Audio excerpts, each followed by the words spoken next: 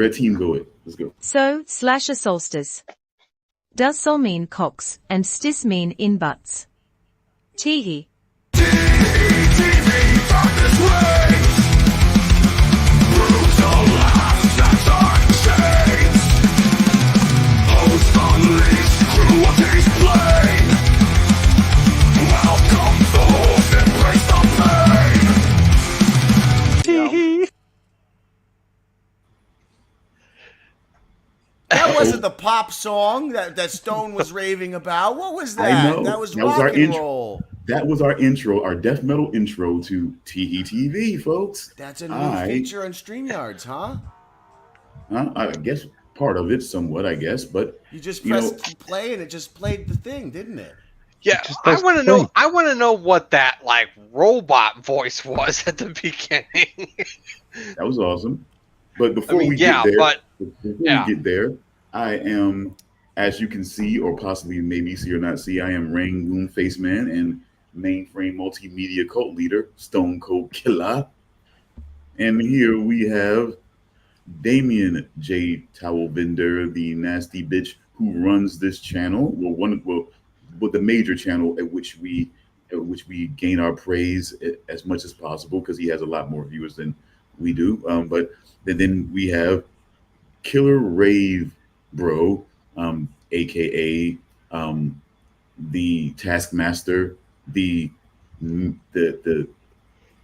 God, what was it? Soundbite, the Soundbite slave driver, Charles Weedman. Weedman for me. Sure. Only the Is finest. this a reference to his plantation ancestry? No, it's no. I haven't heard that in a while. No, he constantly trots Damian out there to give these sound bites that are just so cringy and just he loves it. He actually does it, but he loves it. Yeah, Trots Damian out. What is he? Some kind of mayor or something? And then, of course, we have our ever-present but weaving in and out special guest, Jimmy Grins, the irritant here, but the irritant that we love. Words. That's it. I just get the irritant, huh? The shit stirrer that stirs the turds that are we, I guess. And so there we are. And yes, Damian, please regale us on such an awesome new intro. I had the inspiration and I fed it through. What do you go like? No, I don't like my intro, Damian. I'm sorry to interrupt you here, but what's that? Irritant? I should get, even if they're rude words, a few more descriptors. Okay, no problem. You basically said I'm the irritant who's irritating. To be fair, he called us turds that you're stirring, so I want to be a turd. I don't know. Huh? Who wants to be a turd? No, okay. He is my mentor, big bro, the fucking like one of the main architects, longtime creative partner, and architect. I like this. Long-time now it's too nice. Dial it back a bit. Jesus, settle down. No. It was a little far in the. I like this. This is a good one. Keep going. Long-time creative and sparring partner at times. We're like a pro wrestling. Yeah, we're like a pro wrestling tag team. Sometimes we tag together. We're allies. Sometimes we compete for the title and we fight. But it's all love. Backstage.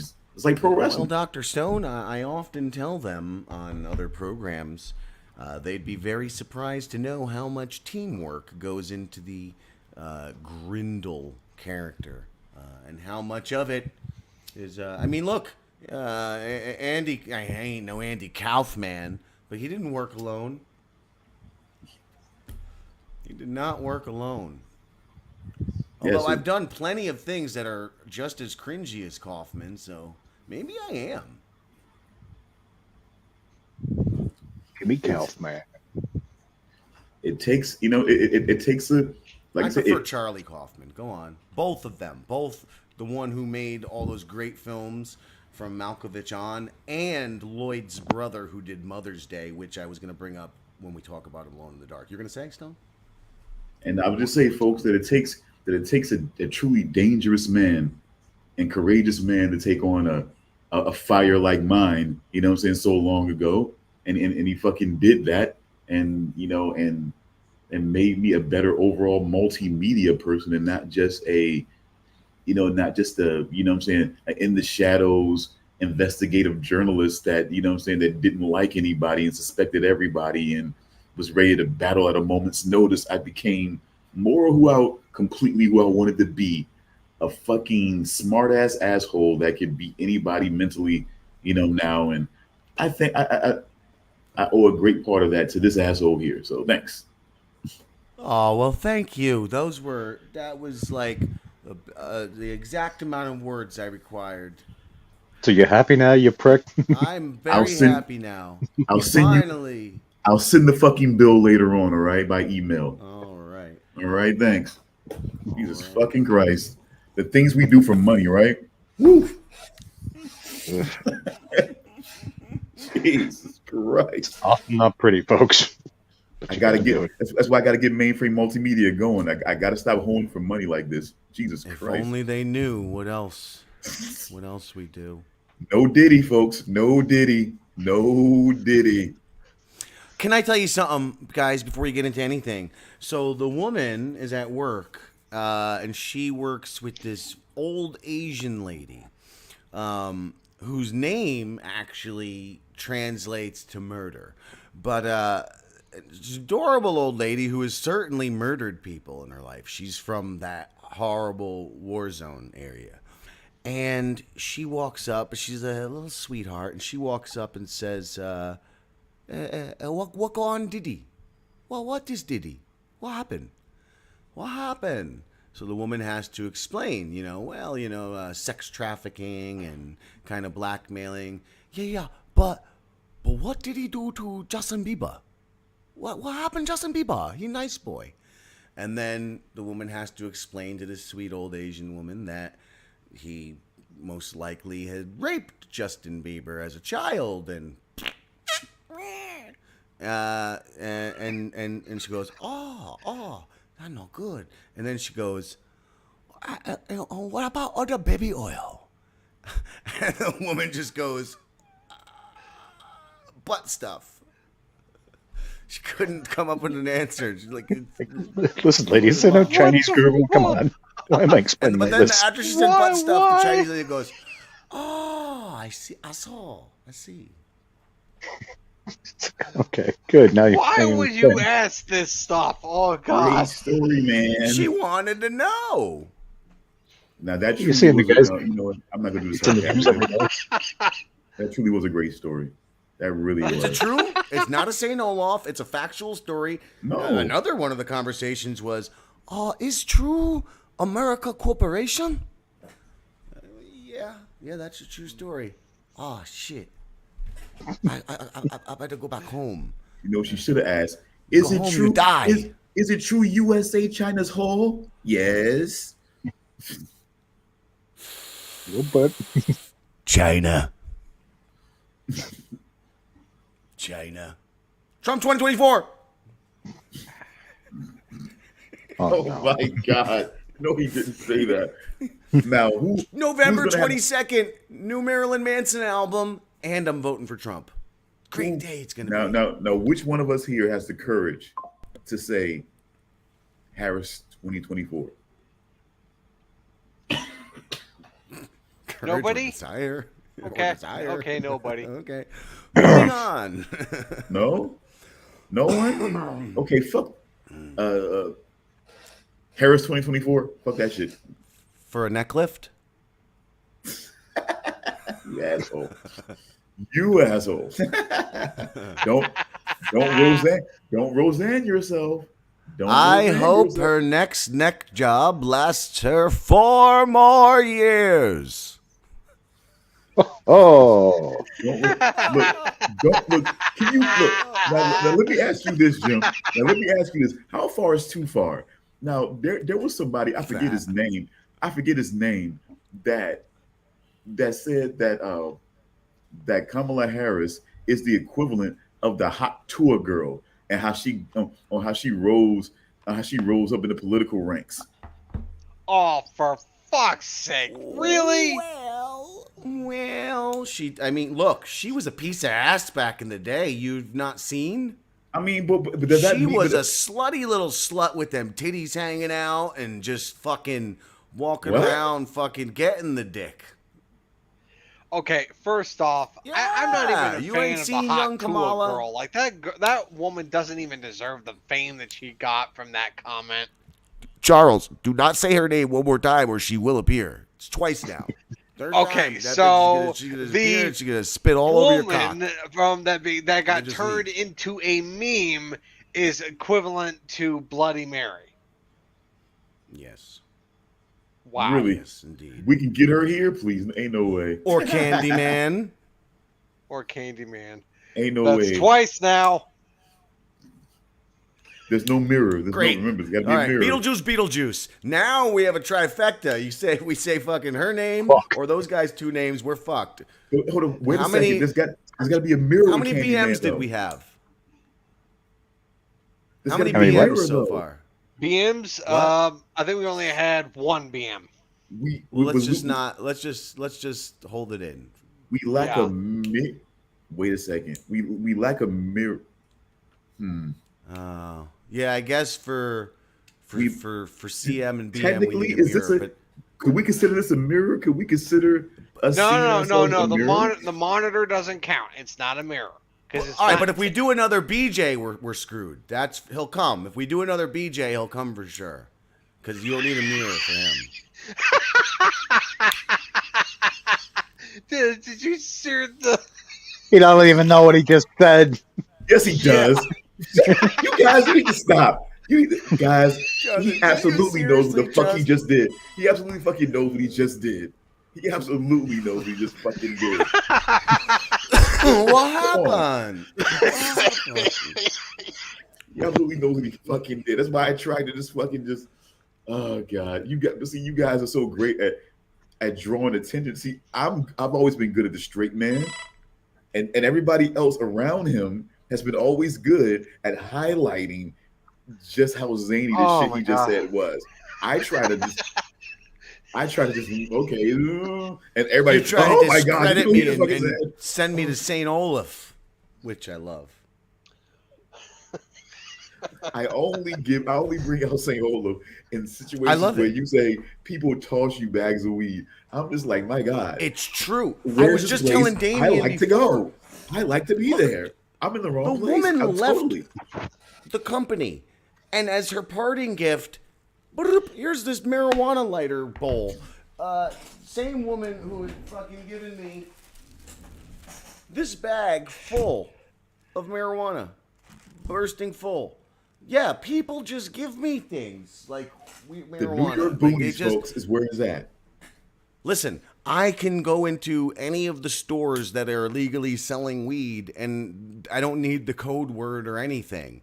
I don't even have to ask for it. I walk in, and they know what I want, and they give me the best every time. And wacky tobacco.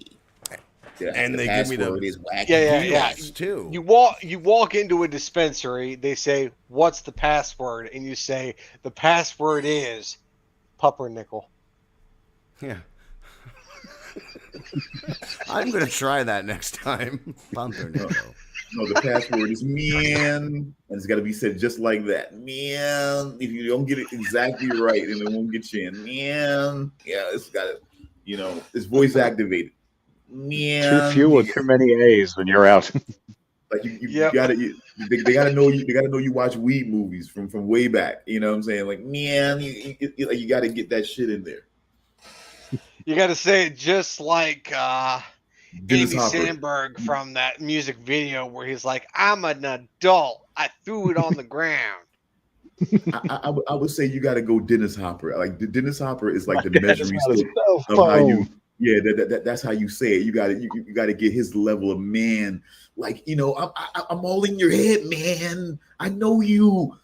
I know you better than you know yourself, man. It's like, yeah, that you got Is to get that to from that Dennis Hopper Speed? level, huh? Is that from Speed? That's almost everything Dennis Hopper. Oh, okay. I'm sorry. I think he I don't got know. It's just stuck in the somehow I'm movie picturing that The from Trip or Speed. something. Say again. Which one of us?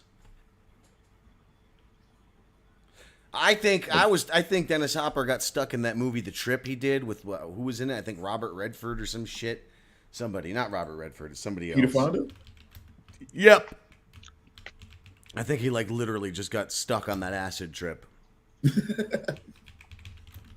I don't know. That movie man, was weird. He's a great actor, though. Don't get me wrong, but you do hear that Bruce that Dern. that 70s weed smoking paranoia. You know what I'm saying? Existential thinking, man. Shit in his voice, bro. It's always there. It's there. It is. Like, I don't like that stuff.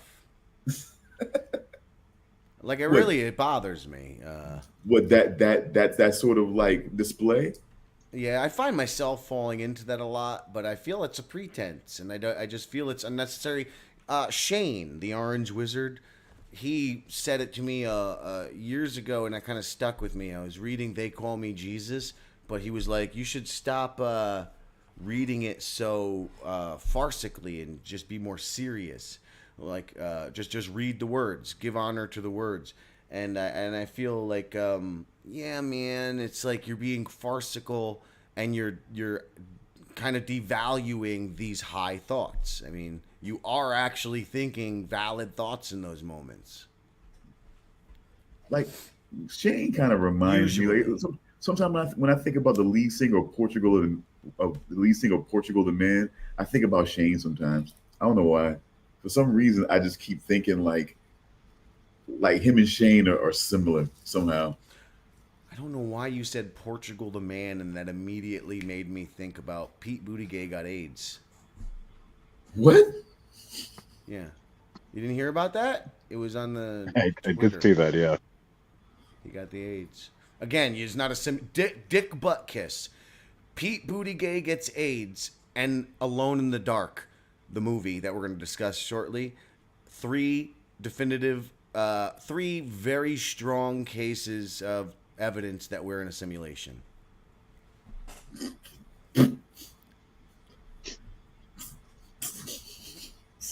You can't help but be Dennis Hopper, Jim. I'm sorry. But I love to hear it every goddamn time. Well, when I say it, I'm not going to go, look, man, follow me, man, all right? I'm going to say it like this and sound important. I'm always going to be the Kiefer Sutherland to his Dennis Hopper. Is always going to be this way, or Keanu Reeves is always going to be Easy Riding or something. Wait, what the hell did Kiefer Sutherland and Dennis Hopper do together? He was a Fed. He was a fucking Kiefer Sutherland was a Fed, and he was bringing fucking Dennis Hopper in. Yeah. I remember on the train, right, or something. It was a lot of shit going on. No, that's Charles Grodin on a train, but I do remember what you're talking about. Yeah, it was like, but he was really on that whole like that he was in that whole space because he was from the 70s. Like he was like on the run since the 70s, and they were finally able to fucking bring him in on something. I forget what the fucking shit was. It was weird, but yeah. Flashback. That's the name of the movie? Yeah, where he was a fucking drugged up acid hippie stoner, new left radical. He's been on the run for 20 years for something he did not do. Disconnecting Spiro Agnew's train car. And then Kiefer Sutherland is the FBI agent who has to transport him back to Spokane. Yeah, I remember he goes to see that chick. That's all I remember. So, like I said, man, I definitely knew a lot about. I don't know, man. My peculiar taste when I was a kid watching movies, it was something else. I don't know. The shit I remember. I don't remember completely the whole movie, but I remember it. We actually had cool adult movies to choose from for our entertainment when we were kids, whereas these guys, they just watch people talking about nothing. I mean, like, okay, like, what do you think about? Because I mean, I think I don't know if I got you guys' opinion, but what did you think about What's Eating Gilbert Grape, for example? Great film. Oh, okay. Started. Wait, is this your like slow burn to call me the R word? I don't think I've ever seen What's Eating Gilbert Grape. Yeah, Johnny Depp, DiCaprio, Juliette Lewis. Juliette Lewis. Where Leonardo DiCaprio is all like, "I like bananas," and then he keeps like climbing water towers and shit, and then Johnny Depp smacks him in the bathtub. I thought you were saying butt. No. Well, I mean, he was nude in the bathtub, I'm assuming, but... All right, you're saying real things. My thing about him shouting, "I love bananas," and then shoving one up his ass wasn't real. That's not a movie, Charles. Great. The things Damian describes, those are in the movie. Okay, this movie came out in 1993. Yep. Mm-hmm. Like I was 8 years old when this movie came out. Like Leonardo DiCaprio, like for me coming up as a teenager in the 90s, like Leonardo DiCaprio was like the guy. You know what I'm saying? He was like the fucking guy. Like there was like everything that fucking like Basketball Diaries. Huh? Wait a minute. Basketball Diaries. This Boy's Life. You know what I'm saying? Like fucking all of it, man. I mean, like everything that he came out with, Romeo, even that fucking Romeo and Juliet weird shit. You know what I'm saying? We watched that shit at school, as a matter of fact. You know what I'm saying? I think we watched. That's where I saw What's Eating Gilbert Grape. Actually, we did it for. That's where I saw What's Eating Gilbert Grape. I can't remember what was it. It couldn't have been English for something. Wait, was Leonardo DiCaprio's character was he challenged in the movie? Well, yes. He as what Robert Downey Jr. in Tropic Thunder would say, he went full. He went the full. Oh, he did, huh? He didn't go. He didn't go. Our face. He didn't go. I am Sam. You know, he went, but he kind of he kind of went. I am Sam though. He kind of went out. But look, I know the word you're trying to avoid using. I know the word. So DiCaprio played a much better R word than Sean Penn was a very stereotypical Down syndrome, almost caricature, whereas What's His Dick was more like extreme autism was where DiCaprio was. Like, I haven't seen it in 15 plus years, maybe close to 20 years, whatever. From memory, it was pretty believable. Like, he didn't overplay it. Unlike Ben Stiller's character in Tropic Thunder, where he's like, never go for R word. Yeah. Yeah. You make me happy. Okay, he wasn't Rain Man, but he definitely went beyond Rain Man, but he definitely wasn't I Am Sam. He definitely did it more nuanced. It was definitely more. It was more about like it was less about him. It was more about preceding problems that kind of. Now, what was Leonardo DiCaprio's character? Was he like? Of course, he had autism, but was it like a type of autism that also had savant syndrome? No. Okay. He was straight idiot. But I thought there was some more because with Rain Man, with Dustin Hoffman, he had autism, but he also had savant syndrome. Yes. Yeah. Okay, I'm gonna Google what kind of R word was DiCaprio in Gilbert Grape. But he wasn't. Yeah. But he wasn't I Am Sam. He definitely wasn't I Am Sam either. You know, it definitely was not that. But it was more. I believe something happened. I believe that maybe the death of their father maybe sparked some sort of, you know what I'm saying, some sort of dissociation with him at that kind of point. They kind of kept him in place as more of a perpetual kid a little bit too. You know, where he kind of couldn't evolve from that, you know what I'm saying, from that moment in time where their father died and everything like that. So I was right, by the way. I was just guessing, but turns out they've done the studies, and Arnie Grape was he suffered autistic disorder. He was not Down syndrome or R-worded. Yeah, his affect. So basically, Charles, his affect when it came to certain things was always off, you know, and everything like that. But I think that really debilitated him was that the lack of care that his mother really took when it came, you know what I'm saying, when it came to him. And I think that the death of, you know what I'm saying, of their father really kind of stunted his growth a little bit. I think it kind of basically kept him from really being able to move forward, to grow, mature, and evolve also. And I think his mother didn't help things either when, you know what I'm saying, when it came to that.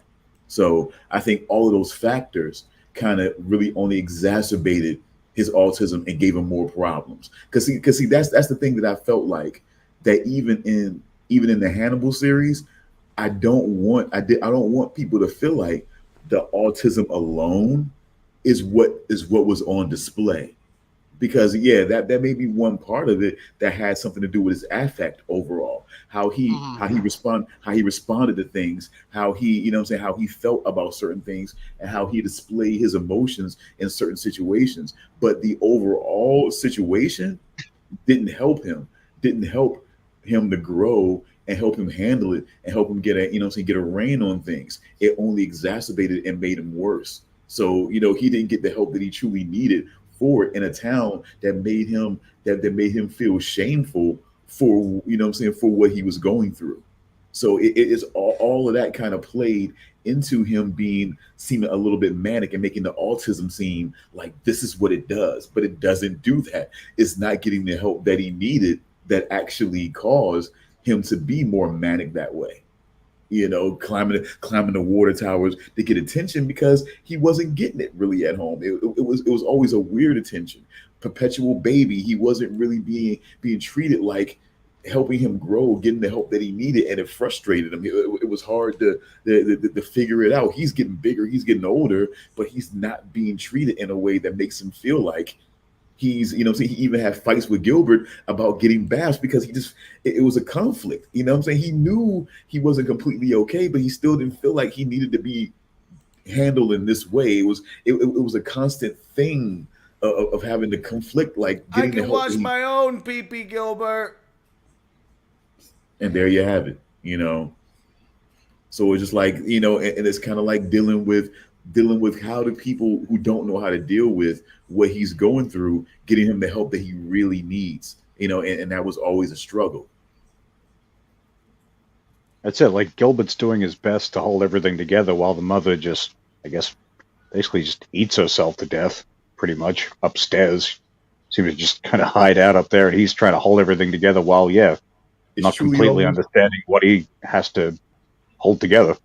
yeah, it's truly like dealing with the pioneering of my 600-pound life, because it was an event when she finally got out of bed, left the house to go someplace to deal with some business. I think as it pertained to Arnie, I think, you know, and so it was a big event when she actually had to go out and venture out, and everything surrounded around that, the effect she had when she got in the car. You know what I'm saying? The sound, how everybody looked when, you know what I'm saying, when they see, you know what I'm saying, when they see her heading toward the office and everything like that. You know, it was just, you know, it was just a big fucking thing within itself, you know. And then here's Arnie once again, because again his true like at the moments like this where people think it's him being mad, his autism is showing where he doesn't have an affect for what's going on.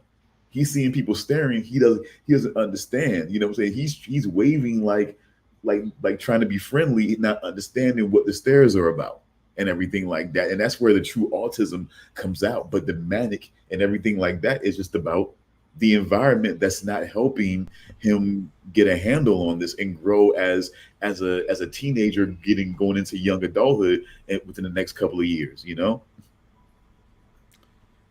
You know, a little side note, fun fact: as a young boy in St. Olaf, I actually had that Arnie up the water tower experience, where like the whole town comes to get you down, and I'm all like, "What?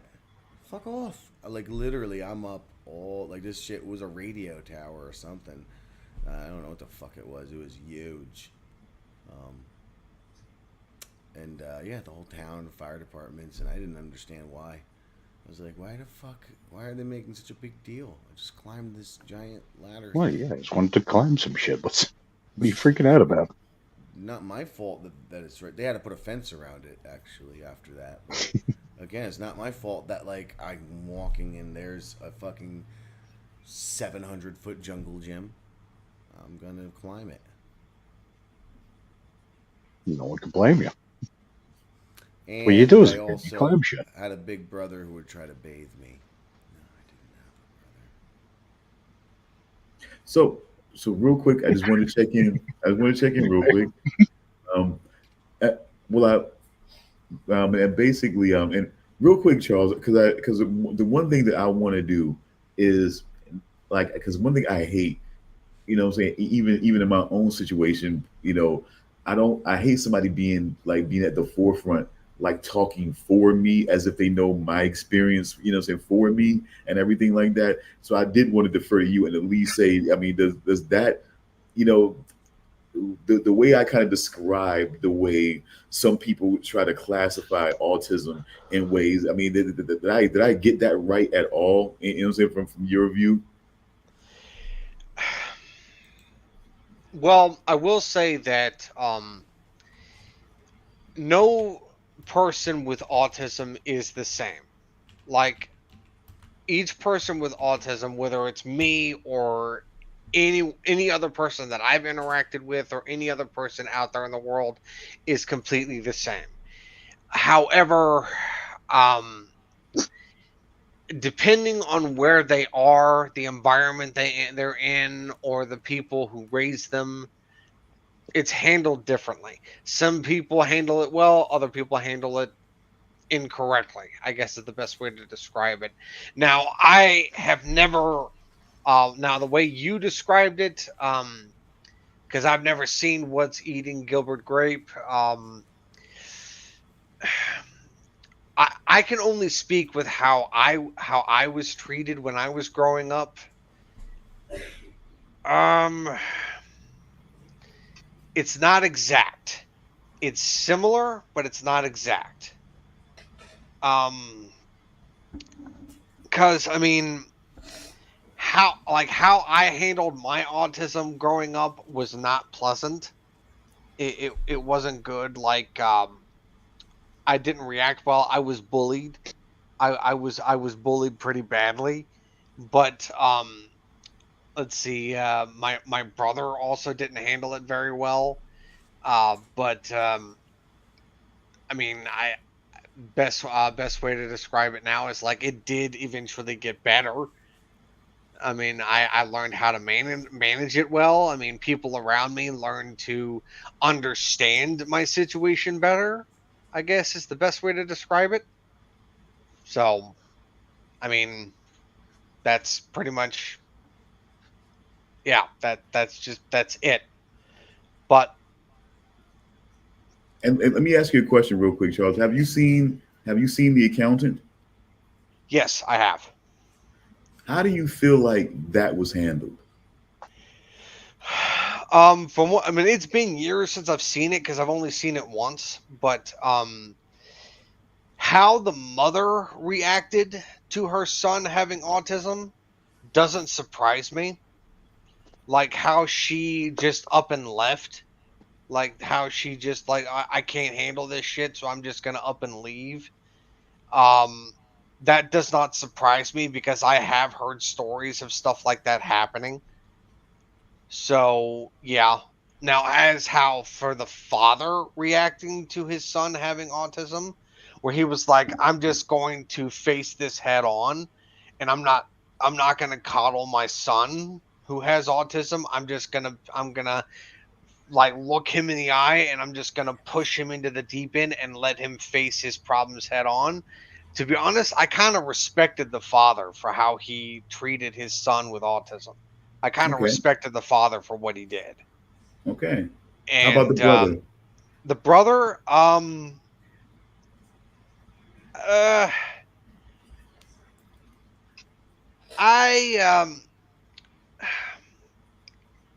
not entirely sure how I felt about the brother.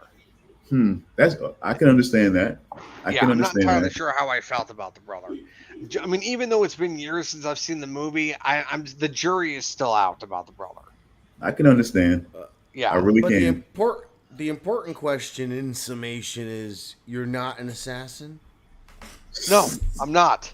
I don't know how to use a sniper rifle. It's just like I don't listen to like aggressive heavy metal while rubbing a like mallet on my leg in a like a strobe light in my bedroom. I don't do that. But under the right conditions, he could be. And I've heard some stories, Charles, with you and metal that are a little. Oh my God! I am not telling that story again. No, we don't need you to. But I'm just feeling like under the right conditions, he could be. Yes, under the right conditions, yes, I could be doing that stuff. But that thing is, I did not go under those conditions. And we're so glad to have you here with us, and not out there taking on, mob factions and crunching numbers while doing it. So are we going to dig into the psychology of this as to the why? Yeah. God damn it. I'm ready. I'm ready to dig in. Oh my God. Wow. I'm listening. I mean, where's the cigar, Groucho? Yeah, I was going to say the exact same thing because he does look like Groucho Marx. I mean, the hair and everything. The hair and everything, eyebrows, right? Yep. The eyebrows are no different. Ready? Look at this. Whoop, whoop. No, we definitely got more pronounced. It's thicker. We definitely got this more, heartfelt thing going on with the, with the, with those eyebrows. It's more of a, it's like that. Yeah, he just needs the cigar is what he needs. Yeah, that's what he really needs right now. Yeah. You really need, you need something bigger than this because he usually goes bigger than this. Yeah. I think a little more Eugene Levy than Groucho. I can actually see Eugene Levy as well. Eugene Levy with a fake nose. The nose is a little big for Eugene Levy, but with the glasses and the mustache, yep. You think you hate it now, but wait till you drive it.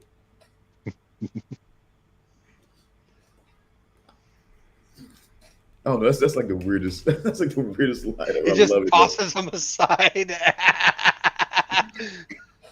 He's got 5 more pairs in the drawer. Yep. Nuh-uh. That's but again, bullshit. I did. That's complete and total bullshit. But again, guys, what we're gonna do because we. So what? Do you have like a box of them next to your desk? No. They only came in packs of 30. I like to be mailed one, please. Anyway, but look, guys, I think we're a melting pot of representation here. I think we have a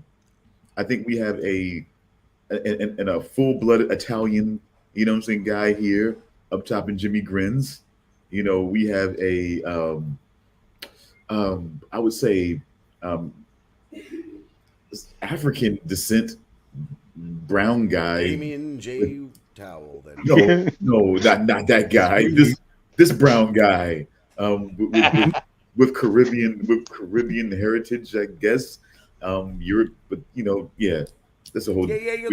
I was gonna make the you skipped over the European part. That's even funnier than me teasing you about it. I think it's only because my biological father's Jamaican. That's the only thing that how that comes into play. Then you're fucked. It's like 20% European in Jamaica. Say what? I was literally just reading this yesterday that it's like 20% European for Jamaicans. For most Jamaican people, they have 20% like European. Yeah. Wow. Because of pirates. I have like 50. According to what I didn't do any research. It's just something I literally randomly read either this morning or last night, very recently. 15. I have 15% for myself, and only because the other like 6 is like East Asian. So yeah, pretty much. Yeah, it's tracking. So, and then we got we know his penis is more Nicolas Cage than Darth Vader. 17% more Nicolas Cage. Okay, all right. What the fuck? What? That's a 10-year-old callback.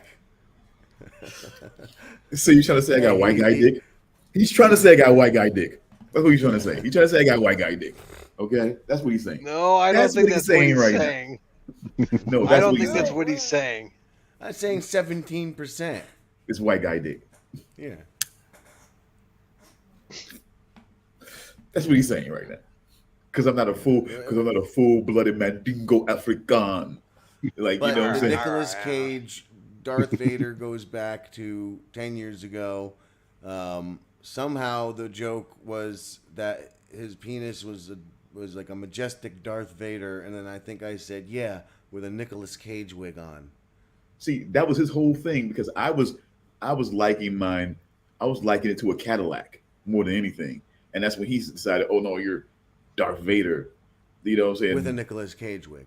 Yes. But Nicolas Cage. At the time, I think it was maybe Nick Cage and Con Air or something. There was a specific Nicolas Cage at that time that would have made sense to anyone listening, but yeah, Con Air, he was really ripped too and everything like that. You know, this whole thing. Oh yeah. That's why, because your penis has abs.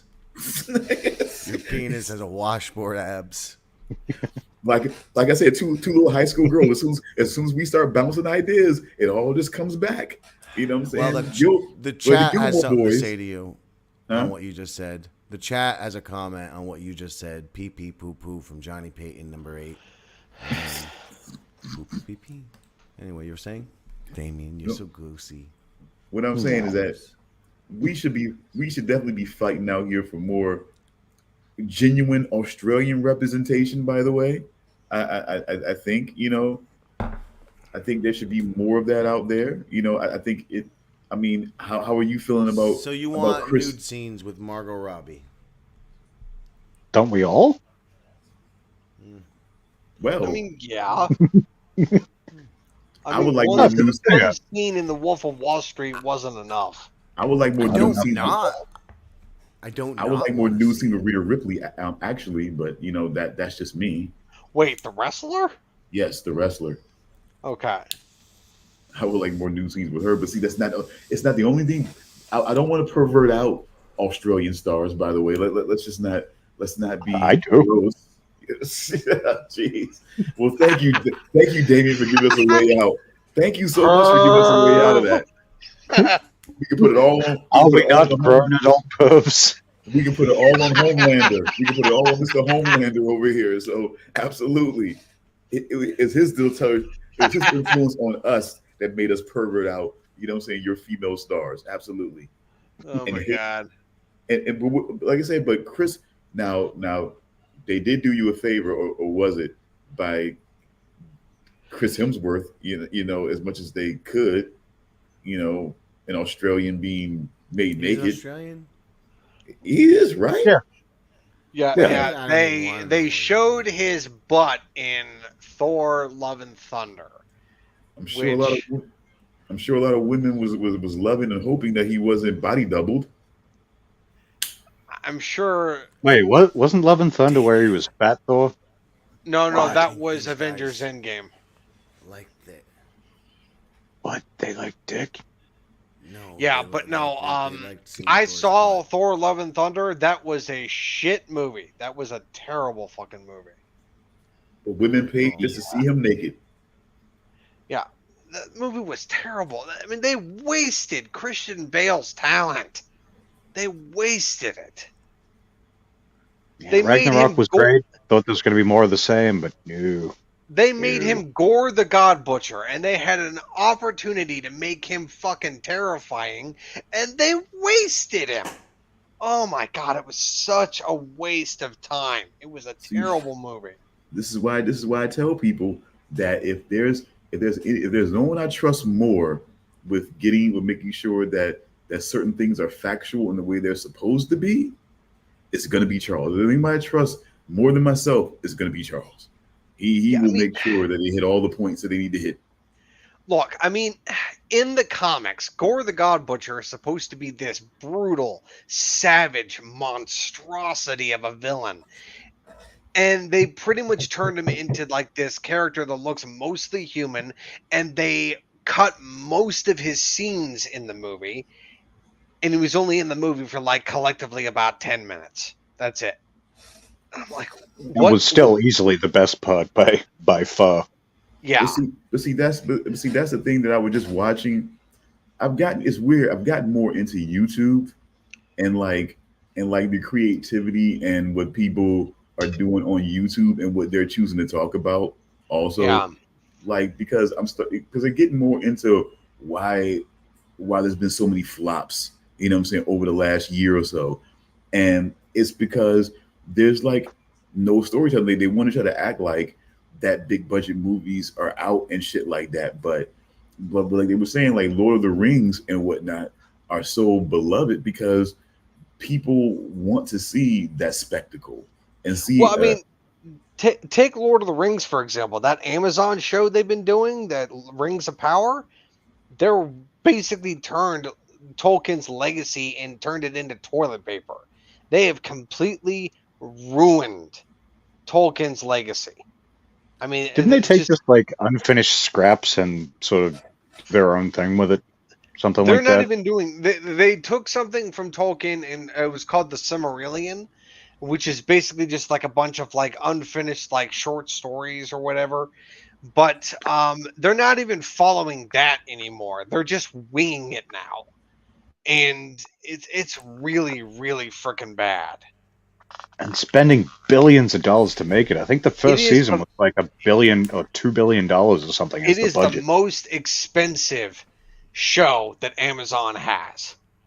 What's this now? What are they? Lord of the Rings, Rings of Power. Yeah. Yeah, and that's one of the most terrible aspects of season 2 is that they tried to humanize the fucking orcs. They tried to humanize them. There was a part. There was one of the dumbest things ever. There was a scene in season 2 where there's an orc that walks up to the leader of the orcs and says, "Please don't send us to war. We have families we have to take care of." And it's like, yeah, well, I mean, that's kind of your just purpose. In that voice, Charles. She was like, well, kind of. It's kind of like a to war. There's I'm just an innocent little orc.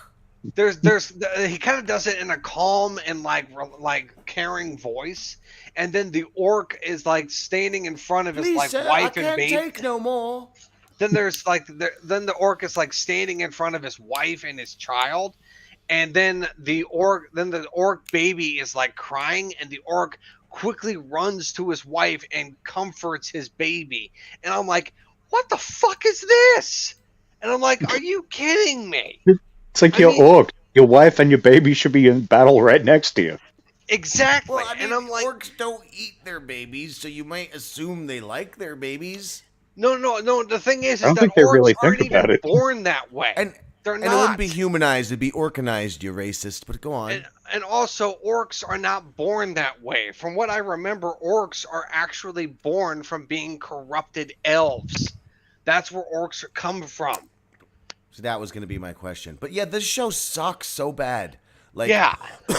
I'm not as far as you. I don't know how you got that far. I tried. No. I only know about that because I watched a bunch of YouTube channels that were criticizing the season, and they were ripping that scene to shreds. Ooh, I got it. Charles, I tried almost as much. I tried to watch Lord of the Rings show almost as much as I tried to watch season 3 of Slasher, Solstice. Uh-huh. I can't. They're the most... I hate both of them. They're terrible. There's no reason to watch either of them. I can't stand either of them. Look, the only season of Rings of Power that I watched from beginning to end was season 1. I haven't even started season 2. I'm not going to bother with it. It's just because I'm not going to give Amazon the satisfaction of my viewership. I'm not going to fucking do it. Charles Whedon has viewed us. Yes. Oh, yeah, because Amazon cares so much about me watching their shit. Yeah, but it's just... shit. Yeah, Mortimer, Charles Whedon has enjoyed our programming. I can't twirl this without holding it. Please, sir, may I have some orc? Please, sir, may I have some orc? Is that what you said?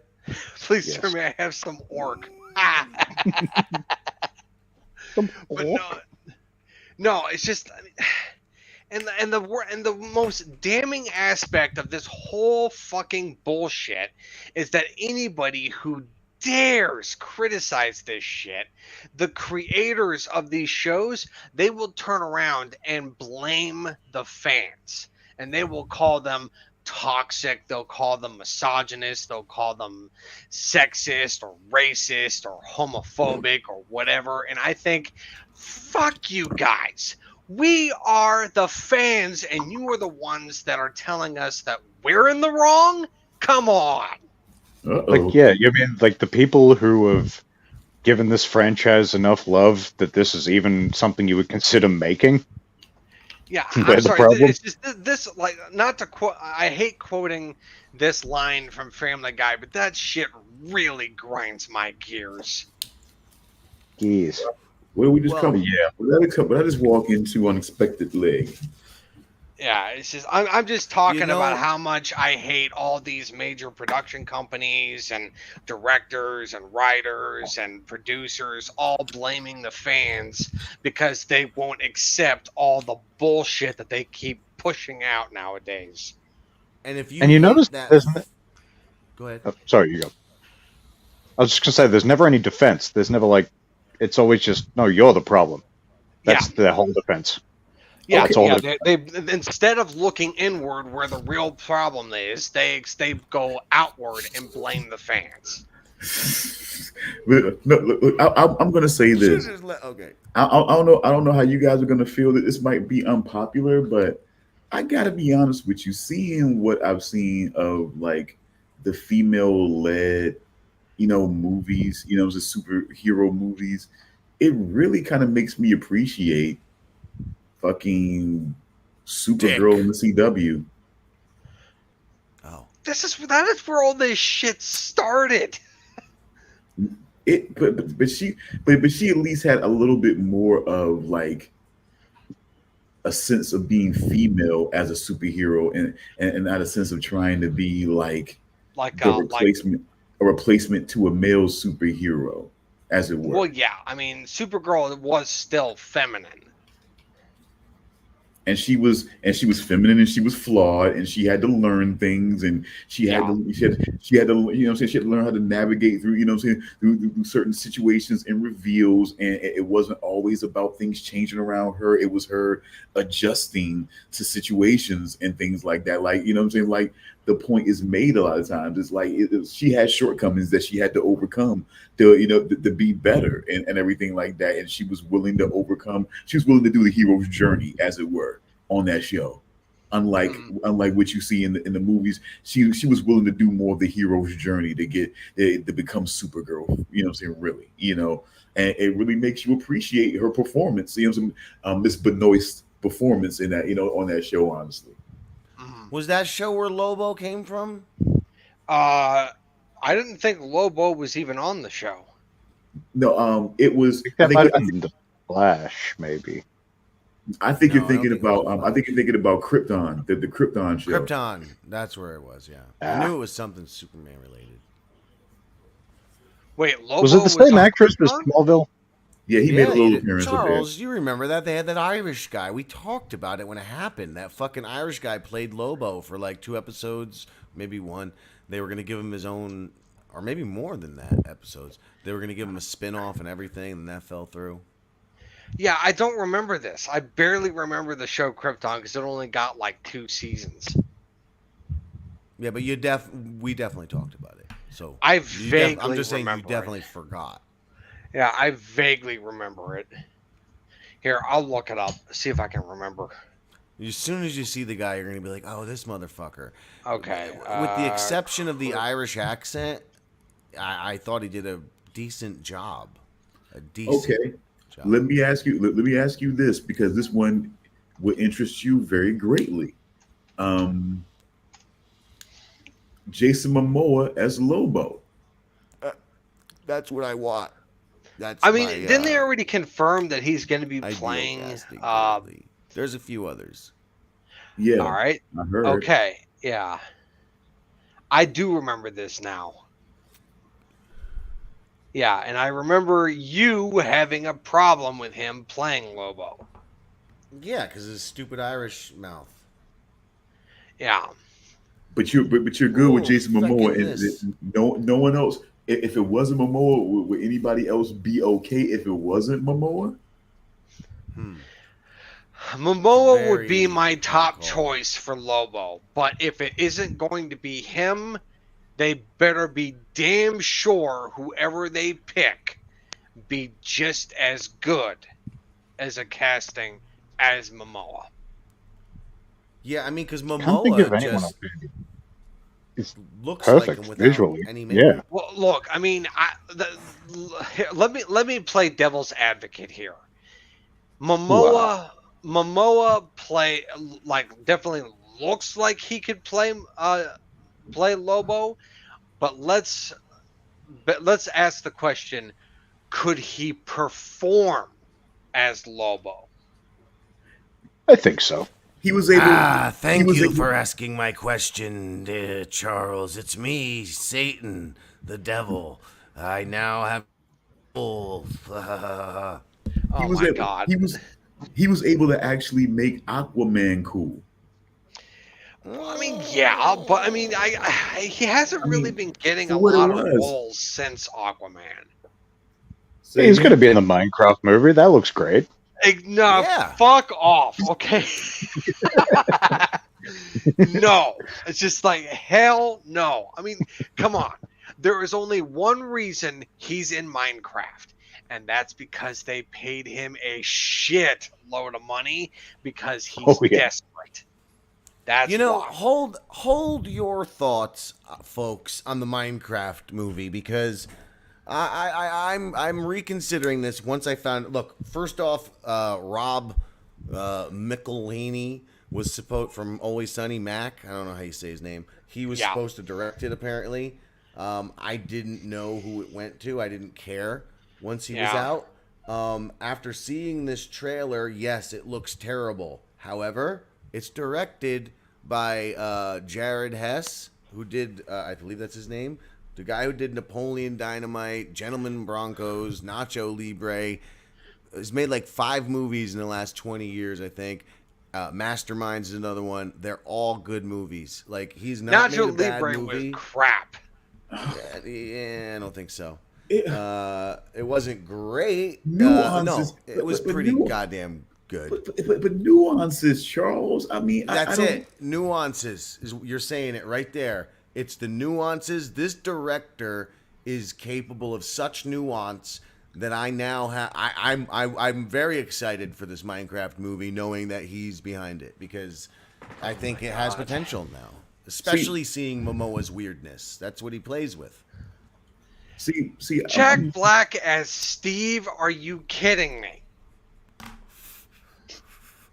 All right, moving on from that, because I don't want to get political. No. I'm not talking about politics here. I know. I'm talking about Jack Black as Steve. That is the terrible casting. That is the only reason he's even in the movie is because the director and Jack Black have a history. They have worked together in the past. Then it counts. That's the only reason why he's there. Isn't he the guy? Wasn't he the guy that played his roommate in School of Rock? Is that the guy? No. I'm talking. The reason, like, Jack Black was in Nacho Libre, and the director made Nacho Libre. But I thought the guy. Okay, so that guy that played his roommate in School of Rock is not a director. He's not. I thought he was a director too, or something like that. No idea. And look, even if he was involved with School of Rock, I didn't like School of Rock either. All right. Well, then he why don't certainly wasn't involved in it. Why don't we decide? Did you want to be here? Of course, you wanted to be here for the Alone in the Dark discussion, right, Jim? Yeah, I just got done watching it this morning, and then I fell asleep. Well, then, while it's fresh on your mind, should we go into that, or should we? Yeah, I think we should discuss that first because it's still fresh in my mind as well. Yeah. Okay. And I want to stick around for a little bit of Solstice just to hear. I gotta get some. Look. I watched the first episode probably 3 times in pieces. I kept starting it over. Well, no, I kept skipping the first bunch because it's just starts Man, with a you bunch of really gay, but must have anyway. hated it, man. He was just trying to get to the gay stuff. He's like, I've heard some hot stuff here. Where is it? I gotta rewind. I got stuck rewinding that all that gay sex. No, man, it just go anyway. Alone in the Dark. Okay. Has no gay sex. It None. was. I mean, it was so. This one was so fucking like. It was so weird in so many ways. Like, I've been saving this fun fact since I saw the movie. Good. I was hoping you'd remember. Yeah, the main character, other than Donald Pleasance, do you guys not recognize him at all? Who, The Dr. doctor? No. Something about him felt familiar, but I couldn't Tell place him, it. Jim. Tell him, Jim. Tell him who he is. Tell him who he became. Tell him how this movie drove people crazy. Tell him who he became.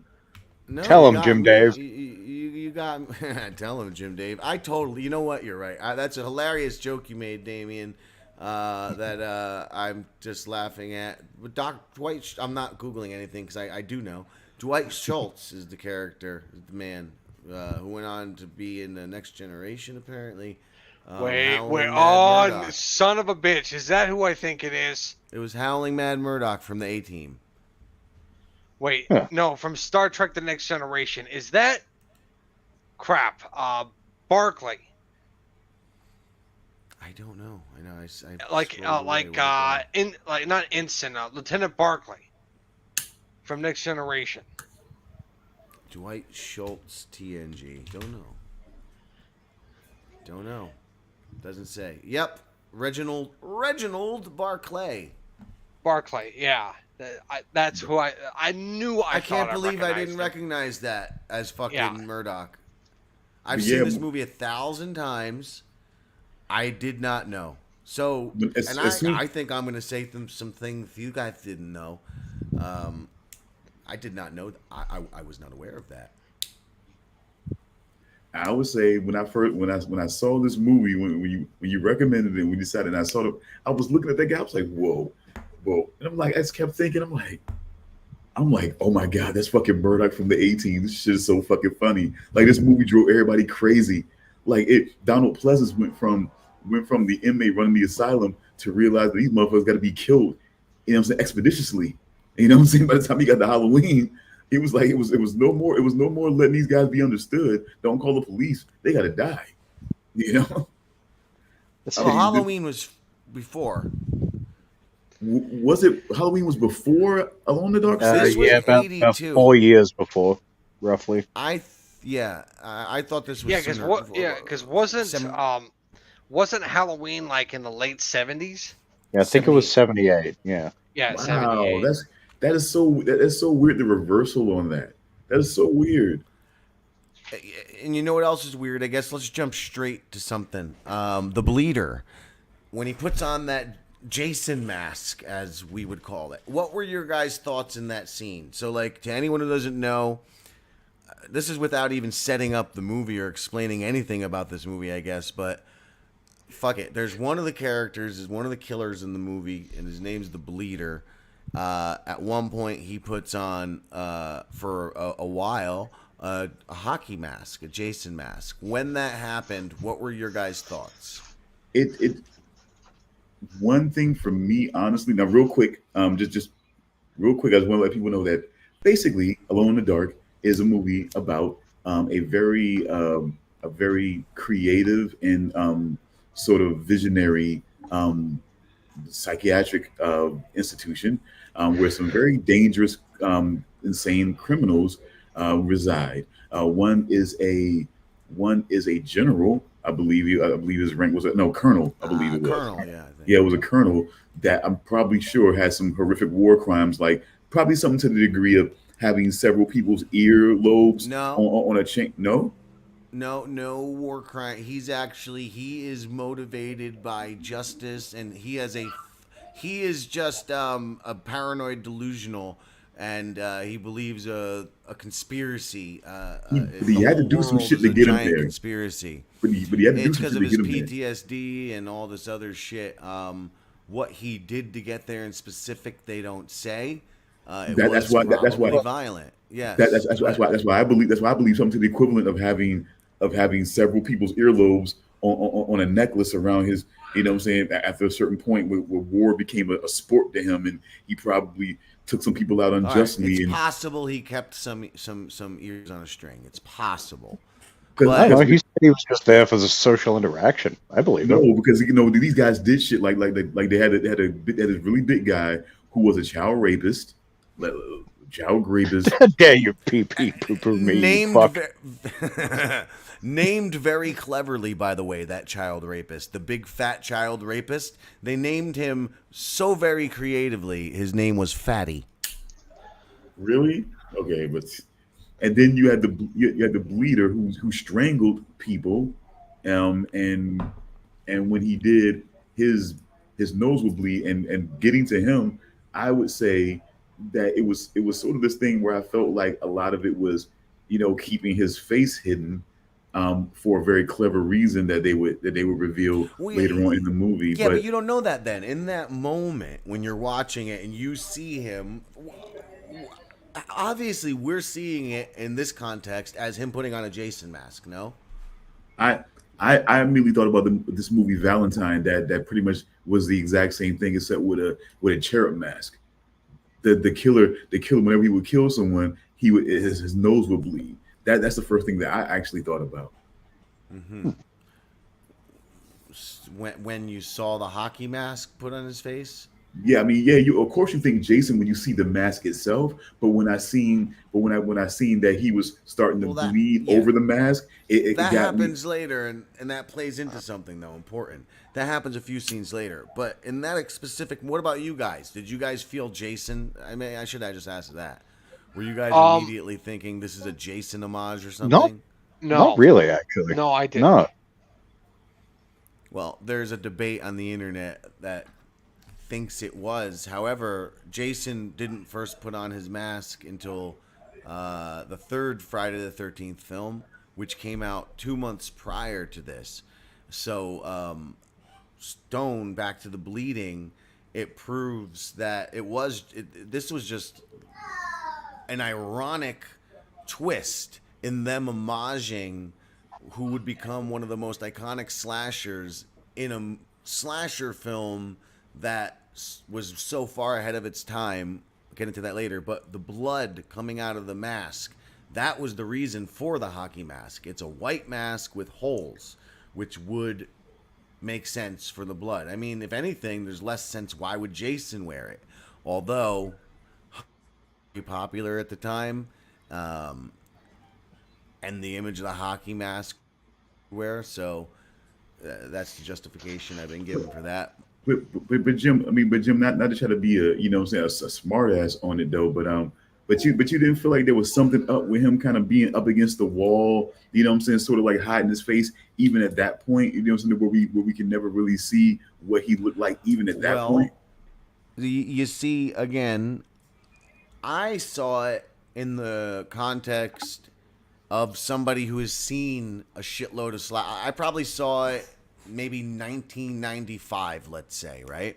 So I have that much history of what to think about when I see it.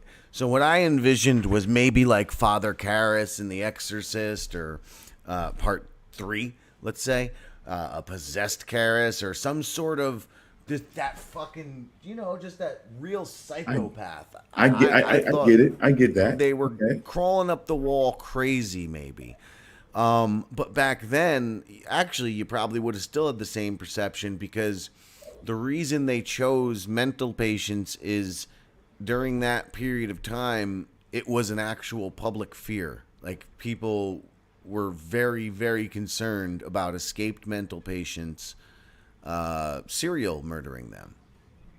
I mean, especially but and then of course, and the thing of trying to treat them, you try to set up these institutions in a at least in a serene setting, more, more wooded areas, more, more that type of environment to try to foster a little bit more calm. But then the problem becomes they become a little bit close to, neighborhoods and communities where people are a little bit worried about, about somebody like that getting out and wreaking havoc on their quiet, sleepy little town and things like that. And then, which is more exacerbated by the fact that they're only kept, I guess, binded to this facility by these electrical situations that they got going on and everything like that, which is and they apparently have no generators, not a one. Well, this is clearly a movie thing. It's still stupid. No, but I mean, of course, because stupid decisions are what make horror movies most of the time. But that's true. I mean, was generators really a thing to where it was like that common, like even back then, to where you didn't have one? I would stupid. say, surely, right? For something of this magnitude, yes, a government facility that houses basically the Avengers of serial killers. Yeah, that's good. Yeah. It's a good tagline. Psycho super friends, I called them at one point, but yeah, either way it works, The Psycho Super Friends. Because the way they sat in that, the way they laid in that bed, all three of them lined up and just talking about their plan to kill the doctor. It was just like they were just so locked, locked in with each other. At least those three, they were just so fucking locked in. It was crazy. But the other guy he was more like, I don't know. He was more like he was more like that wild card of the team. He was with them, but he just, he was part of the plan. He just had his own way of working that plan out. As we would find out.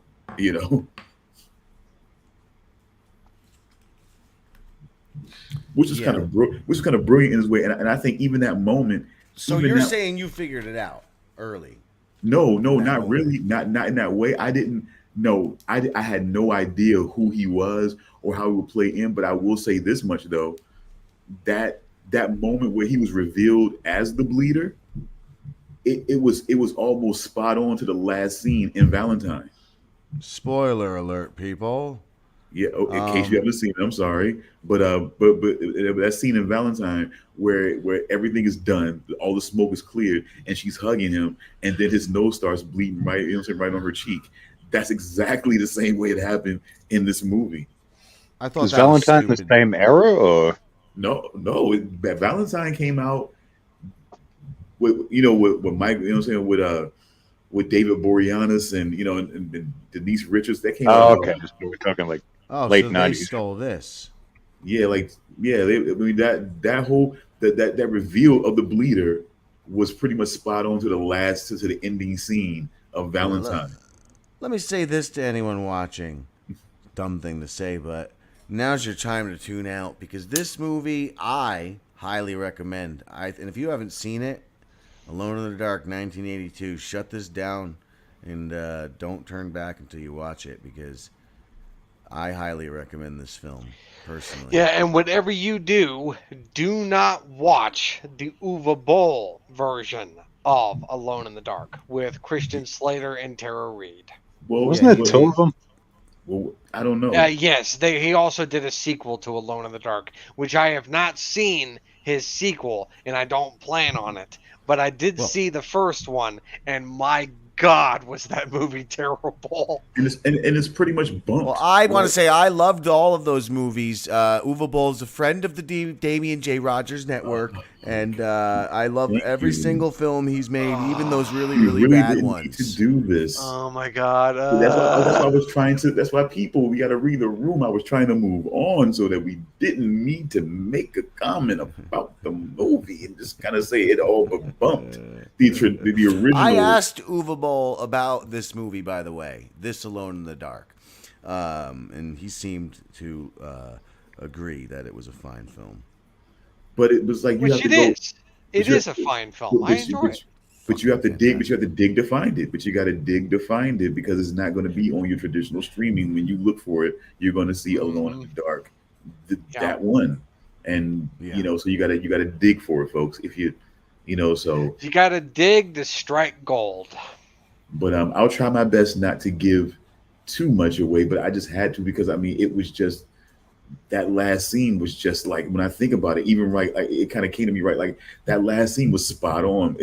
They made it more into the reveal of him, but the reveal was just more ending the movie where she just didn't even realize because they had no idea about that trait at all in Valentine. Okay. That he. All right. Sorry, I didn't mean to interrupt. No, go ahead. I'm not going to spoil anything because I think people need to see this movie and find the reveal on their own. But when the reveal happened at the quote unquote final confrontation, I was not expecting that. I wasn't. Oh, of course. Like I said, that's one thing because and I was very happy about that. It's rare when I wasn't expecting a reveal like that. It's rare. And I was very pleased with that. And I was like, oh shit, I was not expecting that. And then I was on the edge of my seat. And when like all like the fighting happened and like all the craziness was going on, I was like, okay, this was cool. Yeah. And I like especially in an old movie because they're usually super predictable. Oh yes, Yeah. yes they are.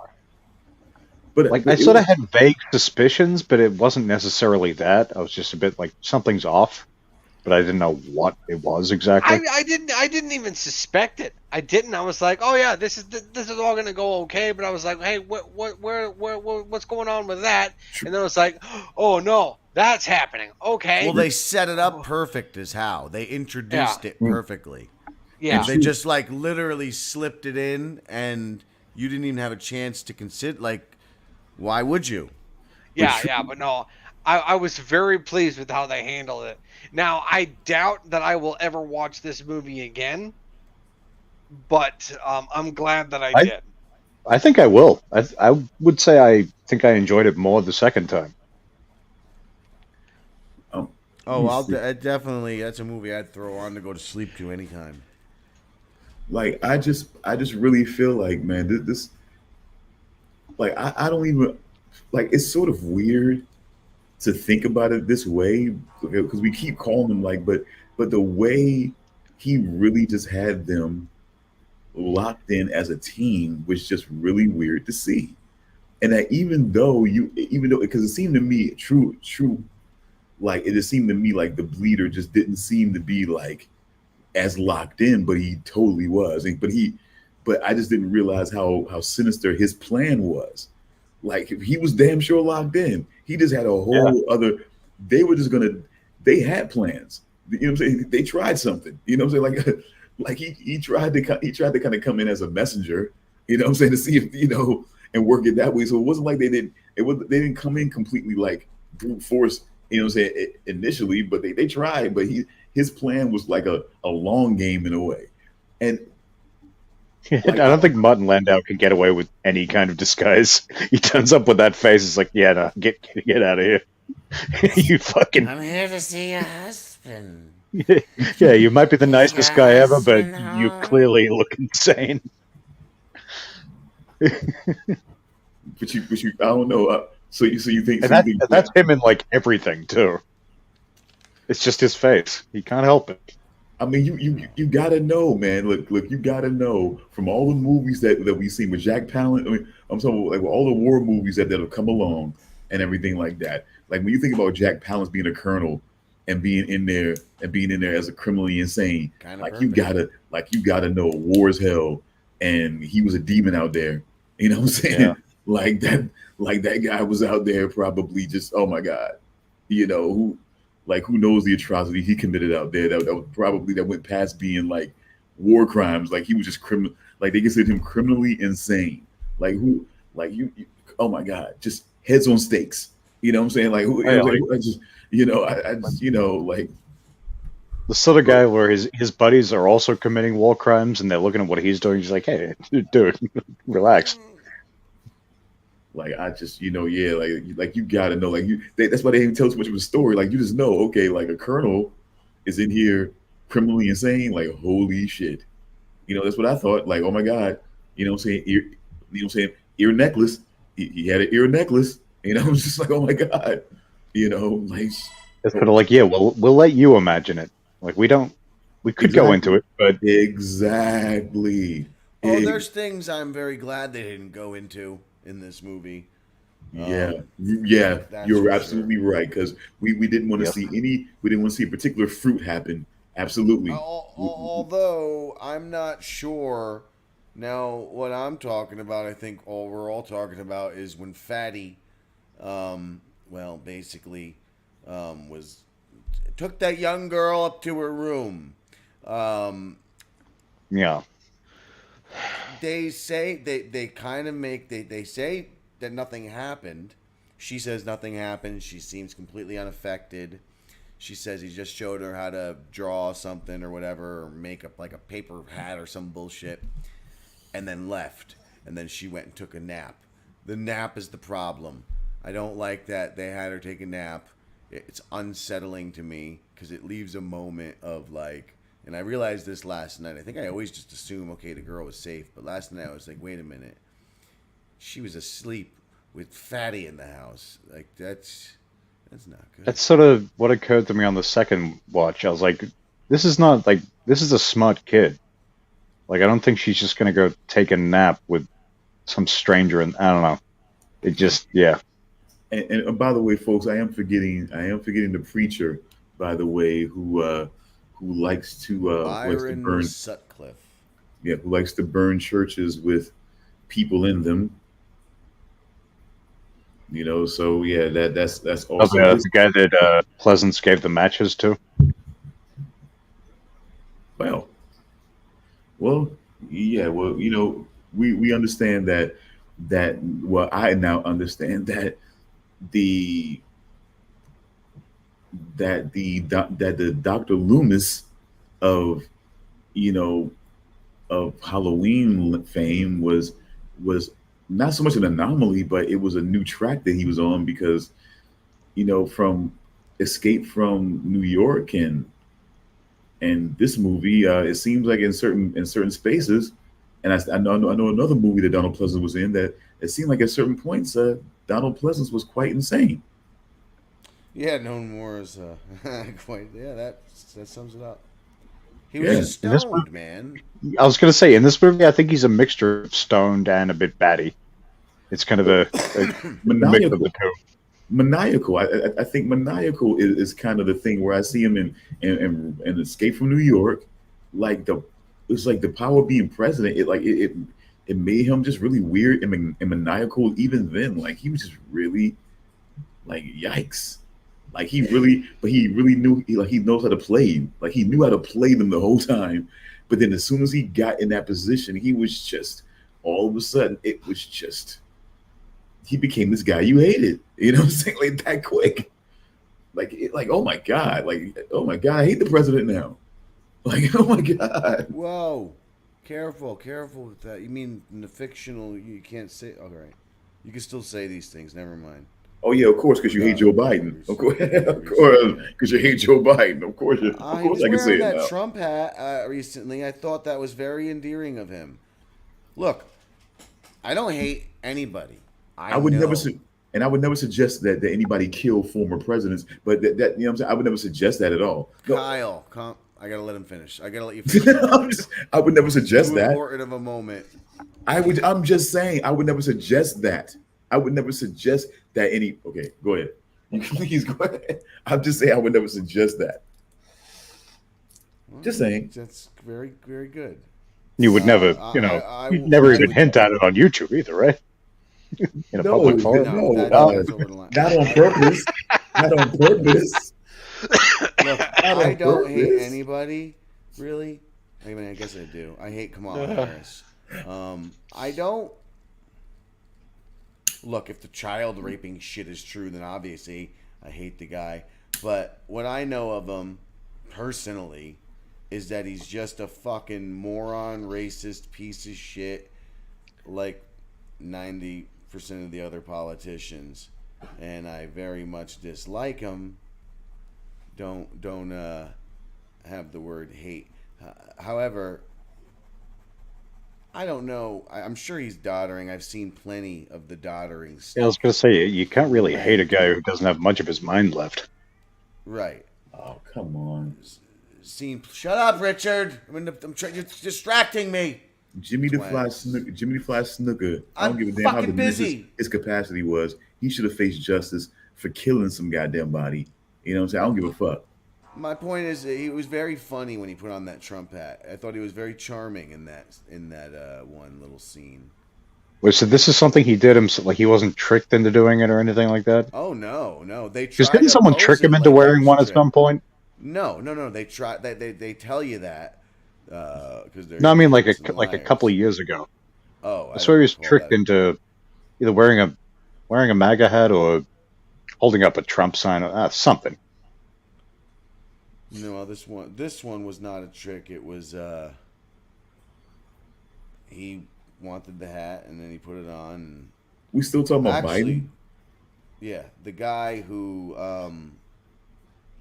took the hat, he made a fair trade with Biden. Biden's like, I'll give you my hat, you give me your hat. And then he's like, all right, but you got to wear it. And then he's like, makes some jokes, wears it, trades hats. And then the little bitch, apparently the guy, goes and cries about it or something and made the Biden campaign pay for a new Trump hat for him, for the Trump hat that Biden took. But it's like, you fucking traded it, you fucking piece of shit. So they told him to fuck off, right?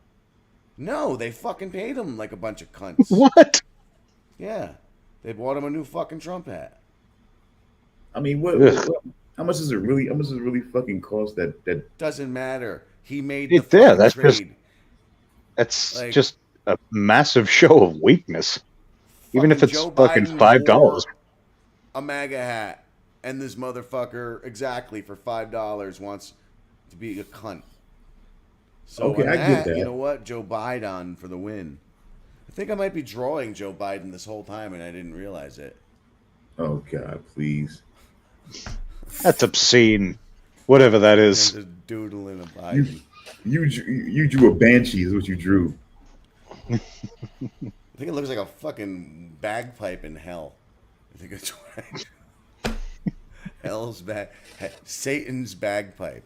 That might be testicles there. I'm not sure. I told you it was obscene. I'm just letting the hand move. Did you? By the way, folks, fun fact, a little preview of my searches and quest for knowledge in music. That Kaya, the famed rapper who composed the song "My Neck and My Back," that she actually that history has now shown that she is a musical genius. That she might be a musical genius. Why do I say this, folks? Because Wolfgang Amadeus Mozart, once upon a time, because he was very cheeky and playful in some of his music, composed a song for his about friend. His pussy, his crack. Composed a song called Lick in My Arse. Yes. Called what? Or leaketh into No, my called arse. excuse me, called. Let me get it correct. Called "Lick Me in My Arse." Yes. Was he Scottish? You sure this isn't just a prank by Jerry Chiappadini? No, this is real. This is real. Jack White and Violent J got together and recorded this song. Wolfgang Amadeus Mozart actually did a song called "Lick Me in My Arse." Yes, Yeah. he composed a song. It was Beef Oven who did that. Nope, it was Mozart. Did you just call him Beef Oven? No. I didn't do that. Richard, Charles is accusing me of being Truly, it's amazing. So Kaya, My Neck, My Back, you are now amongst like royal company in music composers. You were doing something that honored the greats, and people didn't even realize it. So kudos to you, Kaya. So is this the leaked Beethoven single that I'm hearing about? The undiscovered works? I'm not sure, but it's something that I was looking, that I basically happened to stumble onto. Spoke about how one song that he composed had to be rewritten so it could be published to a wider audience because of his racy nature. He was a bit of a he was a bit of a raunch hound.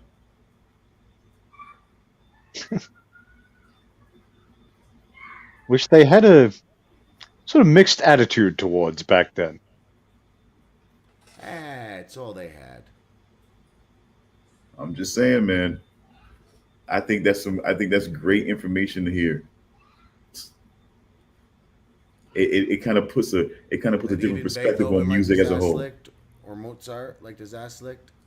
I think if nothing else, if it was him being comical and being being cheeky about, you know what I'm saying, about just being sexual and funny and about making music, I mean, it just kind of shows that music wasn't always just this heavy seriousness, traditionalist, we don't have fun, it's got to be done this way. He was still a kid, and he was still a kid that learned how to make music at a great level at 14, 15 years old. And he still was a frat kid at probably like 18, 19, 20 years old. And like, I'm making music. Okay, every once in a while I want to say lick my ass just because I'm just an asshole like that. You know what I'm saying? I don't know. You know what I'm saying? Like, it puts music in a completely different perspective, I think. You know, I think this is a day of misremembrance, actually, because now I'm remembering, because Charles forgot about something earlier. I forget what it was. Wait, what did I forget? I forgot. So, but now... So you forgot what I forgot. I forgot what you forgot. It's in the show, though. And now, Stone, I think you're forgetting that we had this conversation. Oh, Lobo. You forgot about Lobo. Oh, right, yeah. Licking me arse. We talked about this ages ago, probably on the morning alarm or something. Even played the Jack White from White Stripes and Violent J. Then it just might be a misremembrance on that. Then it just might be a misremembrance. I have to say, like, wow, I didn't think we discussed it that long ago. This thing here, that would be amazing if we could dig that up. That would be the robots aren't that powerful yet. AI don't have that. Well, it does, but they didn't give it to us yet. They won't. Think about that. The AI power that it has now. The conversations I've had with it, at least from its perspective, it comes off like a conversation. Within 1 second, it's able to pull together more with more insight, just a very human review of this movie, this very obscure movie. A movie that when I had it list every slasher film and I would test it first, made it go, I went hard. I'm like, no, more, you're missing some. And it kept missing 2, Alone in the Dark and Mother's Day. 1980 Mother's Day, 1982 Alone in the Dark. And those 2 are like very important, in my opinion, installments in the slasher genre. And then the second, it's like, oh yeah, you're correct. And then it immediately just has every last drop of information you could have about this movie. And then it can form all of these different opinions about this movie in a split second. How long until that's unleashable to be able to, in a split second, know everything about every human being on this planet just by simply accessing all the data? Like, they've been data mining us for decades. I mean, I don't know how we got down this rabbit hole, but I don't know what happened. Honestly, the AI that's behind doors that we don't have access to can probably do that already. I would not be surprised. It was just the misremembrance of the conversation that we had about Mozart apparently before. Oh yeah, and the AI needs to. Yeah, the AI that the government's AI can do that. Wow. And I was realizing what technologies they have behind those doors just blew me away for a second. Sorry. And I don't know, maybe sometimes in conversation, and when somebody brings, saying something up, and I don't know, maybe I wasn't in a place to really receive it and really register that, because maybe I had my feelings about classical music or whatever the case may be. And so maybe it just didn't register. And then all of a sudden now, as I'm getting a little older, now that registers a little bit more with me now that I'm sort of, I guess I'm thinking a little bit more deeply about music, because it was more, I guess before it was more what I liked and so on and so forth. And it was less about, it was less about trying to find those connections and those nuances so much, what I'm saying, as I have been, what I'm saying, I guess lately and everything like that. So not to get too weird about it, but it's just saying that maybe it just didn't register because my mind was really, really ready to register what you were saying about that. So,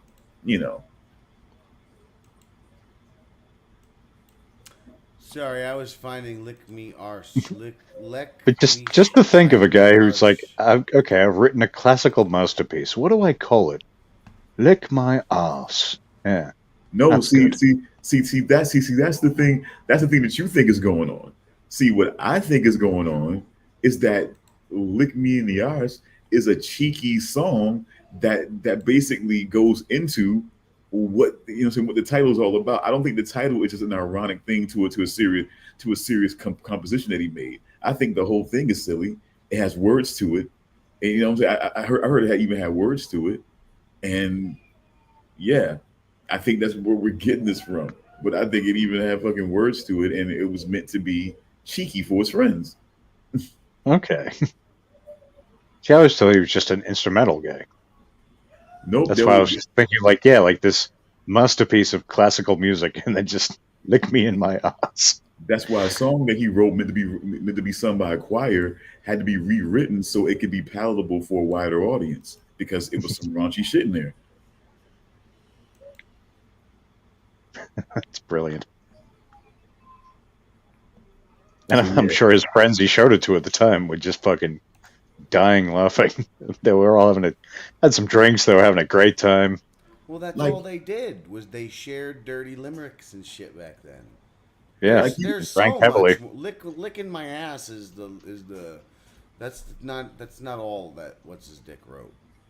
There's plenty more. Yeah, it's like basically you dealing with like you're a bunch of like you a bunch of virtuosos, like young, like you're sitting there growing up. You're sitting to the heights of what people consider like great classical music and everything like that. But you're still young. You're still living life, and it's like we can make whatever music we want to make. You know what I'm saying? And like now I want to make some silly shit that's gonna be funny. You know what I'm saying? Like what the hell? Like I don't know. People, like I said, people always think boop, scoopity whoop, whoop scoop. Kanye West. Kanye West. Yee, as I call him. Well, isn't that what he calls himself now?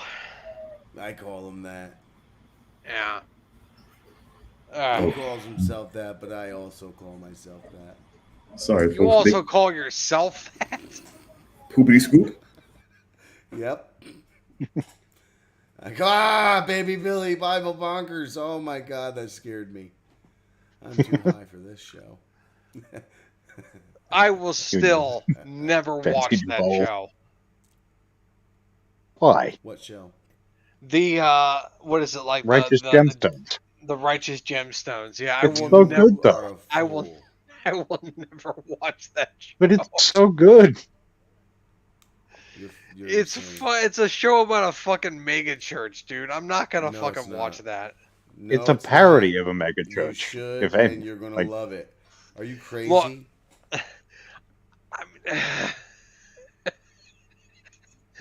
I think I've told you this before too. Wait, did you watch the Halloween trilogy that just came out? Yes. And hold on, I'm getting a phone call. Like literally, Michael Myers. Oh, actually, I wanted to hear his ringtone. That was a weird ringtone. It sounded like Chinese girls or something dancing. Freaking me out, Charles. Try to ask a question, son of a bitch runs away. Lotus flowers are falling around him right now.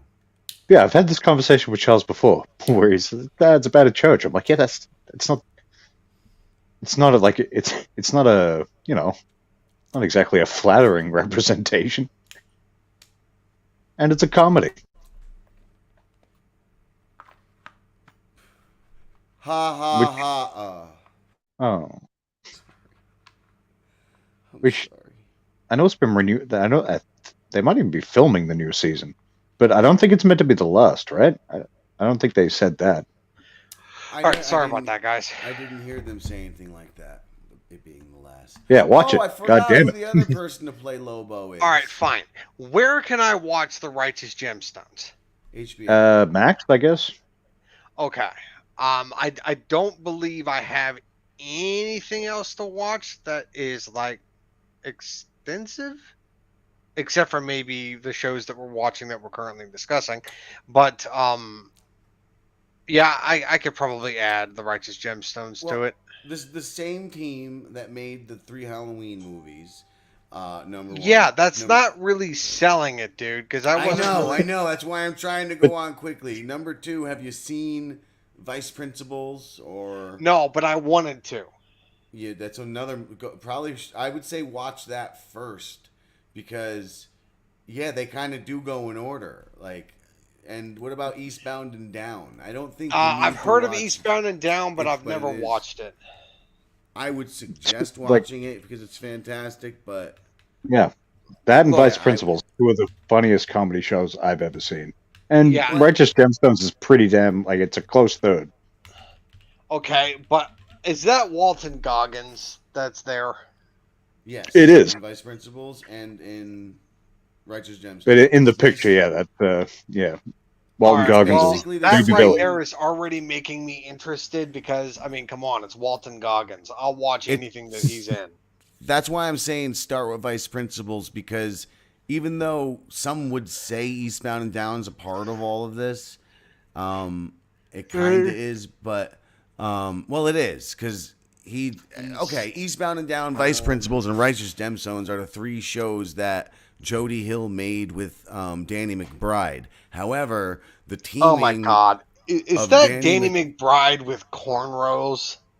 Yes, the teaming of Danny McBride and Walton Goggins didn't start until Vice Principals, and it also brings in the chick who plays the sister and some other, side characters. So, like, yeah. And it was the first time I'd seen Walton Goggins do just like pretty straight comedy. Like the show gets kind of dark sometimes, but like flex his comedic muscle. I was like, God damn, this motherfucker's hilarious. I've only seen him do like dramatic shit until now, but he's a very, very funny guy. I've only ever seen Danny McBride do comedy. It was actually kind of interesting to see him do more dramatic stuff. Yeah, did you ever see Arizona? I think it was called. Nope. Where he plays just like a straight psychopath. That was a good movie. Nope. Never seen it. I meant to see that, and I never did. I just forgot when it came out. Yeah, I've only ever known Danny McBride to be a comedic guy. I've never seen him do dramatic stuff. No, Walton Goggins for me was the opposite, which I don't even know if he really did any comedy before Vice Principals. At least not that I've seen. Walton Goggins, for me with him, it was always more of a mixed thing. I've seen him do comedic stuff and I've seen him do dramatic stuff. Yeah, because in The Shield and Justified, you do get him not necessarily doing comedy, but leaning into a bit more of a lighter thing. But I guess that's more of a charisma kind of thing than anything. You could see that he has the skill to do comedic stuff. Yeah. And in Vice Principals, we had the chance to just go straight out comedic, and it was fucking great. Yeah. But with Danny McBride, my introduction to him as an actor was actually, I think, it was that movie with James Franco called Your Highness. That was that was the movie that introduced me to him. And not a well-liked movie, but I like that movie. Didn't care for it. I fucking hated that movie. It's not as good as I wanted it to be, but I don't hate it. Yeah, I don't like that movie at all. And it's just like, I was surprised to see Natalie Portman in that movie and Zooey Deschanel. Although I will say It's that been after wrong. watching the movie, I was like, you know what? I'm not surprised Zoe Deschanel did the movie. But with Natalie She has Still Portman, just take a paycheck, I think. yeah, I think for her it was a paycheck. But with Natalie Portman, I was like, why the fuck are you here? You're better Well, than this.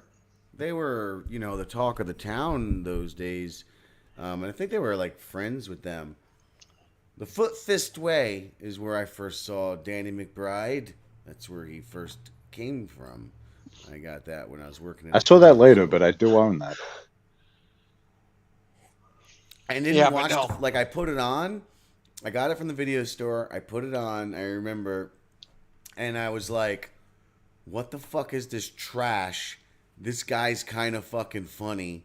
I'm going to sleep." And then I don't think I ever watched it again until like years later, probably during season 1 of Eastbound and Down. Yeah, that's pretty much exactly when I found out about it. Bought it for like $10 or $5 on eBay. Just more or less Kenny Powers as a karate instructor. Basically, I'm actually watching Eastbound and Down now with the family. I think we're on season 3. Oh, Richard Kish said, "Hey boys." Morning, Kish. Morning, Kish. Or should I say afternoon, Kish? Because it's not morning for me. Aha! What is it for you? It's not morning for any of us. It's fucking... It's afternoon for me. 3 p.m. Yeah, it's 1:33. Yeah, so I don't get your point. It's afternoon for everybody except for Damian. Yep. Who lives in a fucking upside down land. He lives in the land of giant spiders and killer birds. Yep. Oh my god. And he's wonderful place to visit. Spider. Wouldn't want to live here. Wait. Oh. Still have that giant spider that lives in your house and bites you when you sleep? Or did you find out your roommate has been putting cigarettes out on you? It's actually a bit of both. Like, you don't want to see my back. It's a mess. Yeah, well, just take a phone book and throw it at it. Yeah. I did that once, and it was very satisfying. I was very young. I don't know, 9, 10. Was at a friend's place. This big spider on the wall. Phone book within reach. So I grabbed it and just fucking hurled it. I bet the spider was thinking, "Oh shit," and just bolted. No, it became a big mess on the wall. Oh, it wasn't even smart enough to get out of the way. Oh, yeah, no, it was a sneak attack. I got that motherfucker.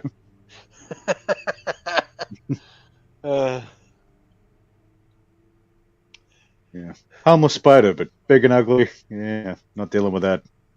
Yep. No.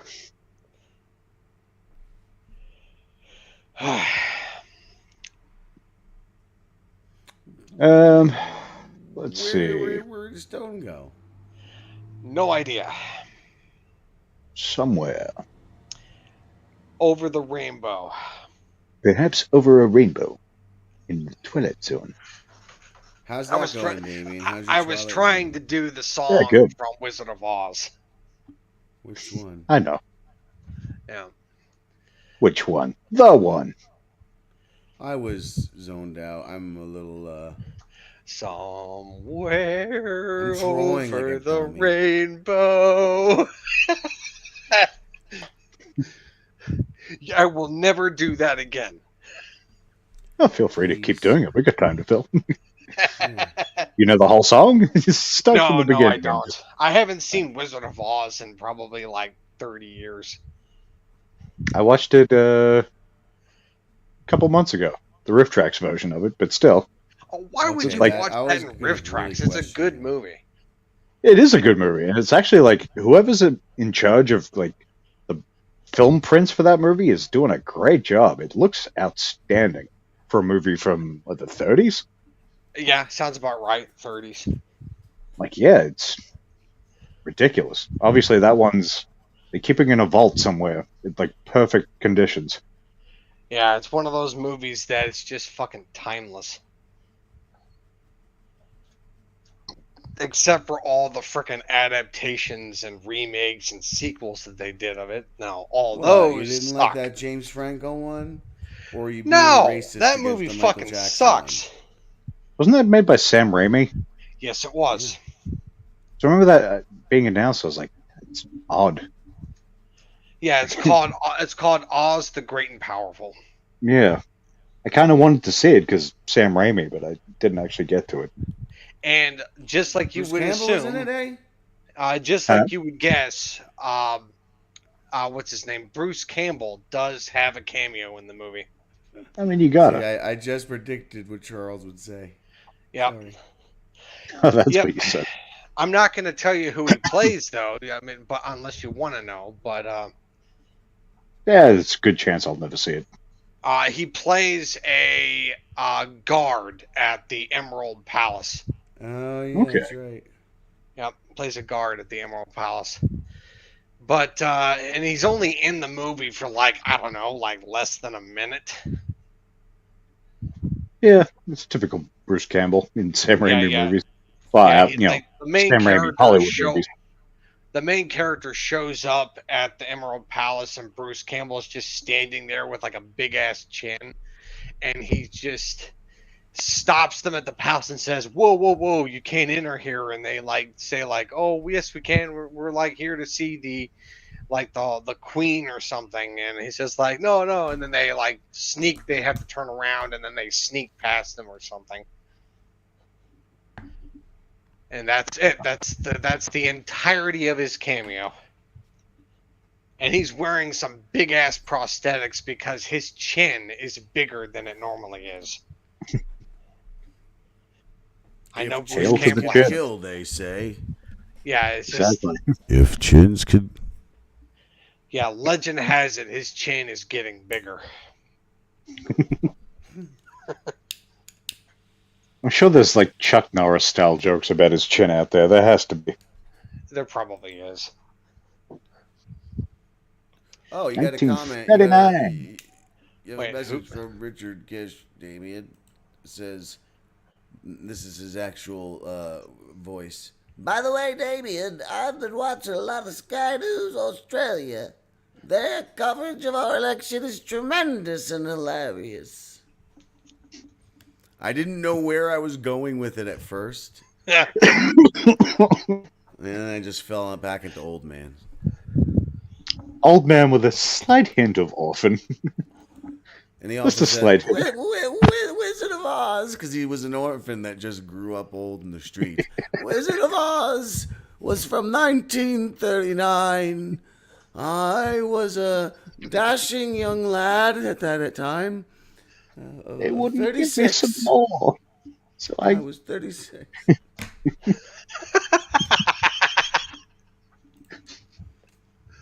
I think that gift you got is going to be dangerous. I can't remember the last time I saw you this fucking baked. Yeah, it kind of makes it go away pretty quick. I'm sleepy. Watching a movie in the morning is a bad idea. I said, I watched this fucking movie. I woke up, I watched this movie. I thought I went to bed at a reasonable hour. And then I just had to lay down for a second, and then 20 minutes apparently passed. I had fallen asleep.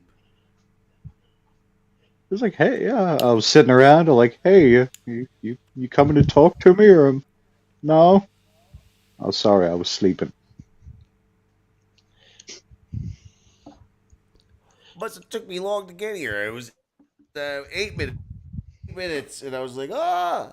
And then I made you sit there for 20 minutes. So let's not. Yeah, it was fun. I was just sort of staring off into space, be like, "You'll be back soon, surely." And my coffee. All right, I don't think. Go ahead. I was going to say, did you end up making some good coffee, or are you still dealing with that water and milk? No, it's better. This is a better cup, but I can't figure out how to get my dark button back on. Sorry, guys. Hello. Oh, good. I'm just gonna move on. That was. We were just talking about the Wizard of Oz and Blizzard of Oz. Okay. Yes. Blizzard of Oz. Yep. Okay. That was an actual album, I believe. Really? Yes. By whom? Ozzy Osbourne. Ozzy Osbourne. Oh, really? yes, it was one of his first, I think. Why I would think, First yeah. solo album. After he left Sabbath, yeah. Yeah, if After not the Blizzard. first.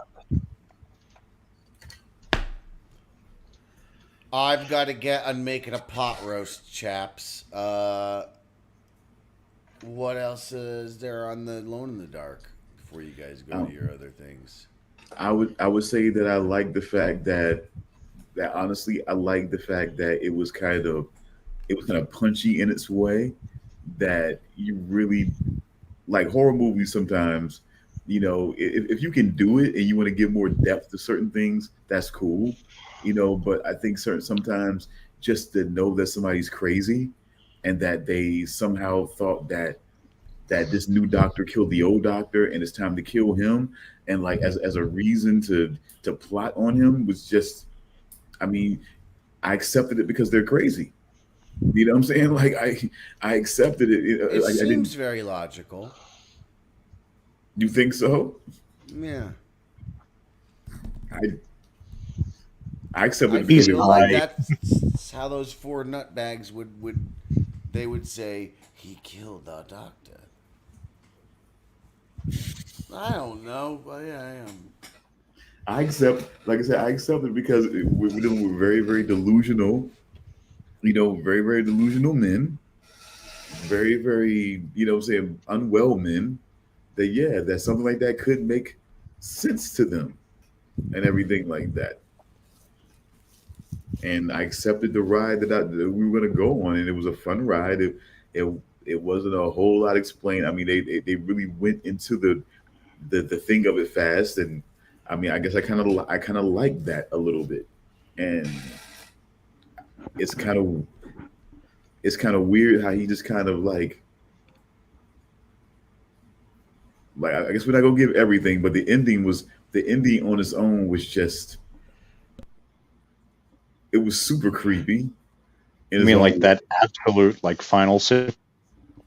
Yeah, I mean, yeah, the absolute like, final one. The scene at the club. Yeah. Oh, that was weird.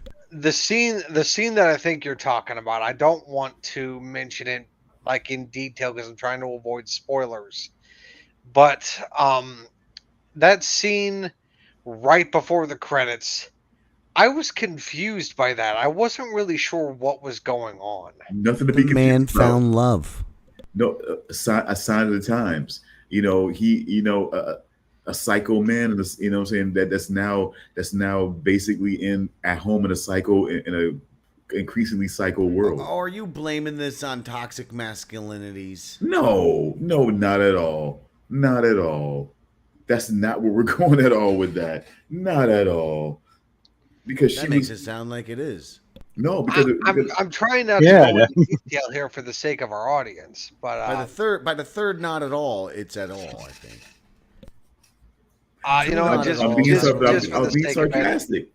I'm gonna go ahead and say it. Not at all. Not at all. So you agree? I'm just saying it because Jim said it a bunch of times. I'm just glad nobody said Candyman or Bloody Mary or Beetlejuice or Hawk 2. You just said it 3 times, each of them. Now we're fucked.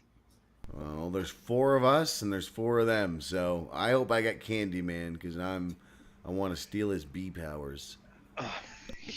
Yeah, you'll become Bee Man. Well, which one Charles, of you guys? I hope you get Hawk 2.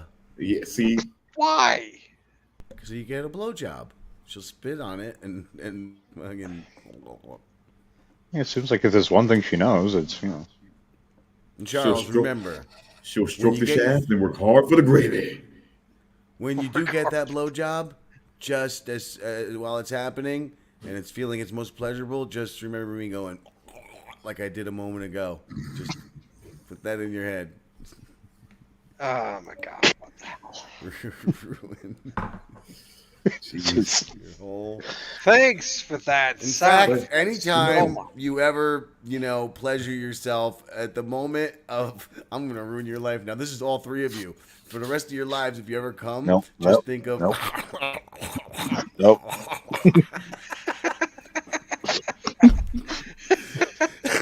The problem is that could work. Like that don't be offended. Don't be offended. I might think of myself doing that now. And I hope up. if nothing else, it ruins it for you forever. Look, I'm already Fuck fucked up when I have to over. think about the mess. The mess alone ruins it for me. As soon as I think, oh God, I gotta fucking, gonna have to change the sheets. Don't be offended, Jim. I will never think of you when it comes to sex. I wouldn't think you would autonomously of your own accord, but now that I've look, I got all this CIA stuff behind me, and I'm going. It's a noise. That's something. What he's saying is he's going to astral project and try and catch us jacking off. So everybody out there is going to see this now. I've ruined everybody's orgasms. Anyone who's gone this far into the show is never going to come again. Please. He's going to remote You underestimate our pervertas, Jim. No, listen. Take it. Go with it. Use this for your power. I'm increasing your kundalini or whatever it is. Chlamydia? I'm giving you your god powers. I don't need tantra.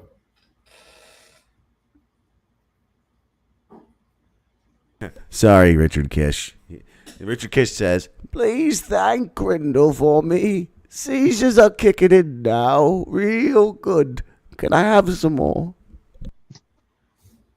Why does your cat sound like the kid from Oliver Twist? That's it. Richard Kish is not my cat. Richard Grieco's my cat. Richard Kish is a kindly old gentleman of 88 years old. Oh, you're talking about Richard Kish. I thought you were talking about Richard Grieco. Yes, Richard Kish. Gandalf, otherwise known to me as Gandalf the Weird. And I said he's 88 because he's a Hitler's Youth. Well, he was there for Hitler's Youth. He was a little too old. They didn't take him in. But basically, but real quick, I just want to, like I said, that's all I pretty much have on it. I mean, I think it was a quiet, not even quiet, but a star-studded cast. Very unconventional, very punchy. Fantastic cast. You got to reiterate that. Like, beyond the moon. I don't think there's been a casting that great in a long time. And how do you think? I mean, do you think this had any sort of influence on, let's say, Cobra, for example? The Stallone movie? Yeah. Beverly Hills Cop 1, like the original. A team of serial killers, like a whole, like a whole organization. Well, it's possible that they drew influences because that's the thing, and probably why Alone in the Dark is often missed when considered when thinking of slasher films, because they relied heavily on the Siege film, and that movie you just said, which I already forgot, not at all due to weed. Cobra. It's a Siege film. Cobra is a Siege film. So maybe that's something pre-existing, like assembling this team of villains for a Siege film. It probably is, actually. As I say it sounds like a trope. So was this movie really so ahead of its time? Does time even exist when they consider Halloween the first slasher? When the first slasher was in the 1930s. It was called 12 Dickholes or something. I love that movie. That great movie. I knew you'd love that movie. 11 Dickholes just isn't enough. That's the tagline for the movie. You can't see it, but I've got that poster right there on the fucking wall. No, I see it right behind your head. It looks like it says traitors. No, it just cleared up and it says really gay. No, yeah, no. What you talking about? Starring Giant Queer. The calendar with the puppy on it? Yeah, that is really gay. Is that what you meant? It's my dead dog, sir. Huh? Then never mind what I was about to say. Oh, how dare you? I take it back before I say it.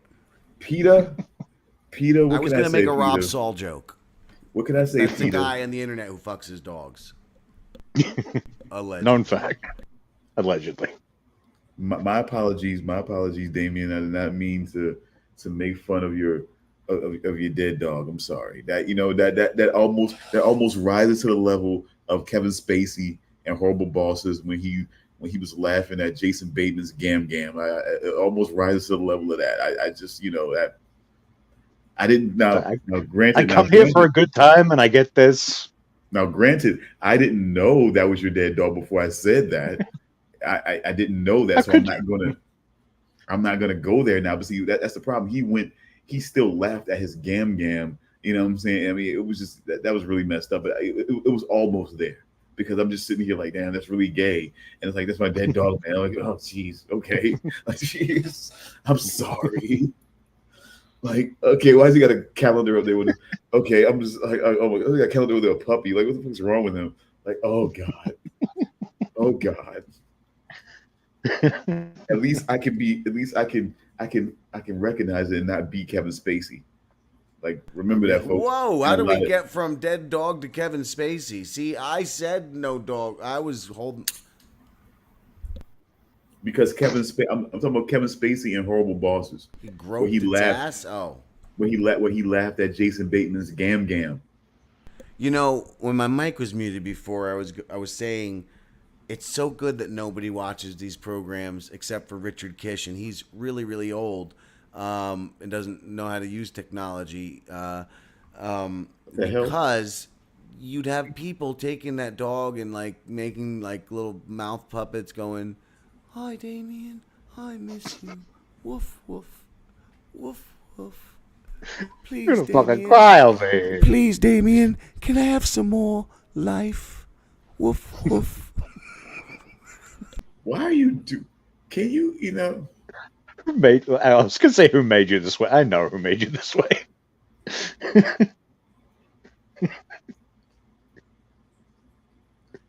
You got like 8 more, but we're gonna keep them all. It should be more like, Damian, you're a good friend. I love you. You're a good friend to me. You're great. See, Stone's impression is closer. Yeah, I bet. Oh, that's what you tell you want to remember it. I practiced on the Crocodile Hunter for a long time because that was one of my favorite shows, man. Oh, now you're saying Damian's dog runs around going, "Crikeys, give me a biscuit, crikeys." No. Rub my tummy, crikeys. Damian's gonna have a good cry after the show. See, well, why is it always?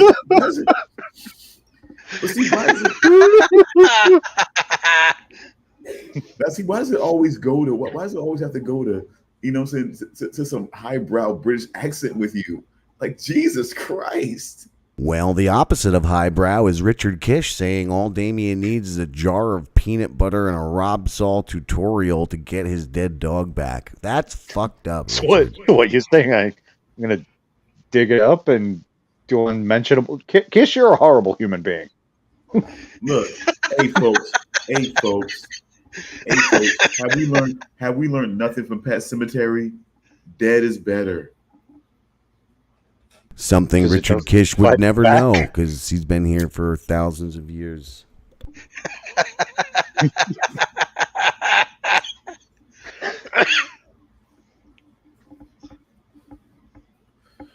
I believe you're enjoying this way. I believe you're enjoying this way too much, Charles. You're affected right now. You're enjoying this way. You're enjoying this. You're enjoying this shit session way too much right now.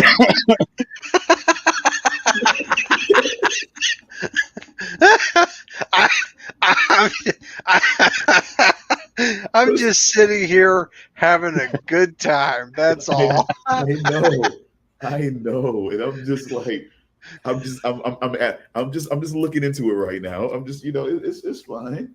It's absolutely fine. I'm just saying, like, you're really enjoying this right now. You really absolutely are. I agree. He's all hopped up on saucy nugs. Oh my god. It's not my fault that they're called that. It's not. It's just No, a it's fact. because they're You don't have just to call fucking them- with us now. Yeah, you- Like, we're You going have to to take their money and we're going to put our saucy nugs in their mouths and we're going to get their monies right out of their pants. I mean, They're going to gobble up our saucy nugs by the truckful. okay. I'm not careful, gonna lie. I'm not gonna lie though. The saucy nugs were delicious. I'll bet they is were. why. You can't. Well, yeah, fail garlic parmesan is delicious. Fucking, I can't believe only until last year at Buffalo Wild Wings did I finally have garlic parm. Now I know, even if you go to a place that has shit wings, just order garlic parm and they'll be good. Yeah, exactly. For like the longest time, I was like, ugh, garlic parm, it's so gross. But then one day I smelled it and I was like, oh, okay, whatever the fuck this is, it smells delicious. I was told, it's like, oh yeah, this is garlic parmesan. And I'm like, okay, next time I come here, I'm trying this. And then when I came there that next time, I was like, okay, give me the garlic parmesan 10-piece saucy nug. I got it. I scarfed that damn thing down after like 3 minutes. And I was like, holy shit, this is my food I'm getting here from now on. Until they discontinue it. Asian Zing. That's probably by far my favorite. TEE TV brought Asian to you Zing. by Saucy Nugs, says Richard Oh Kish. my god. Yes, somebody's gonna do a song about my love for garlic parm saucy nugs. Got this Jim, sauce- you've got Well- Well, Well, got the nugs all saucy, buddy. Weasel.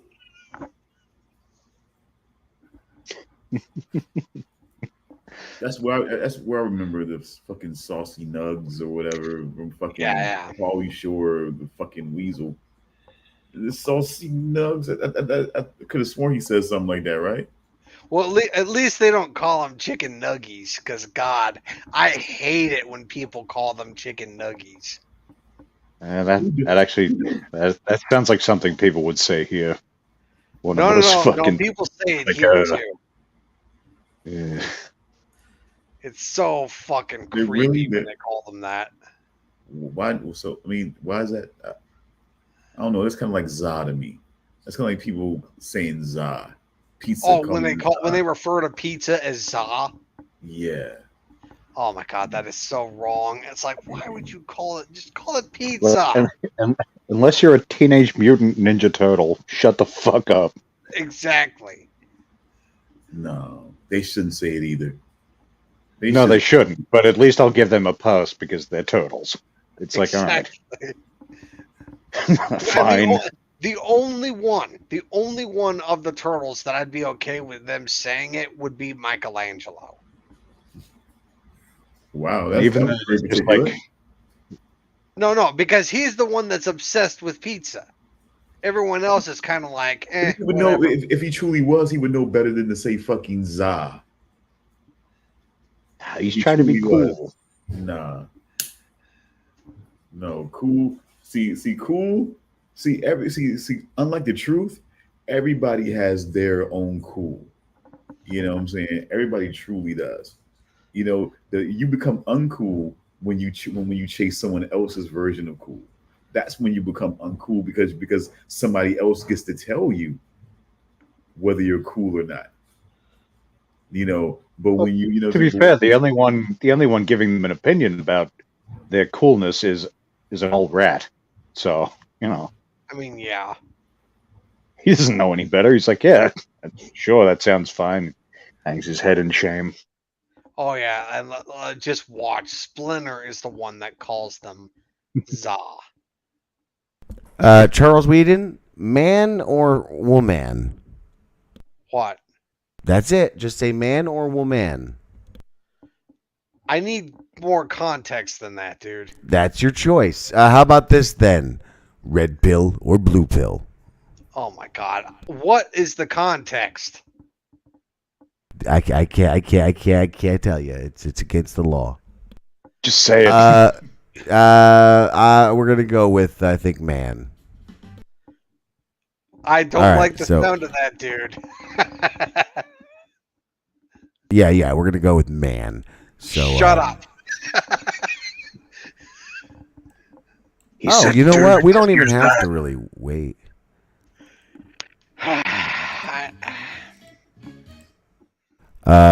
Here, I'm gonna do something. Give me a second here. Oh God. Here you go. As thanks to Damian. Thanks, Damian Zotomy. You talking about pizza? Zotomy? Is that the sequel to Zardoz? I don't know. He used to be cool.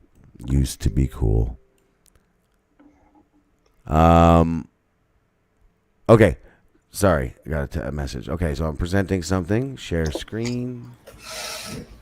Share. So again, blame Damian. Blame Damian. He's not even a real person anyway. He's Australian. Here you go.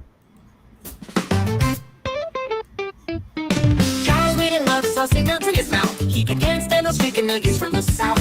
Covered in that sauce, so fine. Saucy nuts in his hand, he's feeling divine. Run around the kitchen with the saucy bite. Charles goes adoy in the kitchen light. He says goodbye to those plain old nuggies. Hello to the heaven that the saucy nuts bring. Saucy nuts just so right. Charles Whedon loves them every single night. Saucy nuts give him delight. Yum, yummy, they shine so bright. Dripping with flavor, every bite's a song. Outside the packet, they don't last long. He dips and he swirls in his favorite sauce. Charles loves his nugs, he's the nugget boss. Saucy nuts in the oven, crispy and hot. Bring them to the table, give it all you got. Smothered and covered in that tangy zest. Charles knows that saucy nuts are the best. Saucy nuts, also right. Charles Whedon loves them every single night. Saucy nuts give him delight. Yum, yummy, they shine so bright. Oh my God. Blame Damian.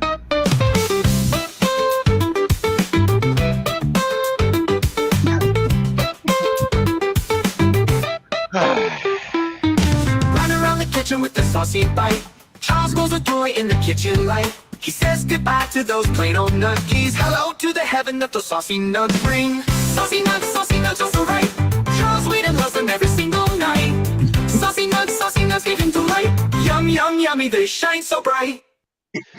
Okay, we'll leave that there. Your other option would have been this, Charles. If you would have chose female, you would have gotten this.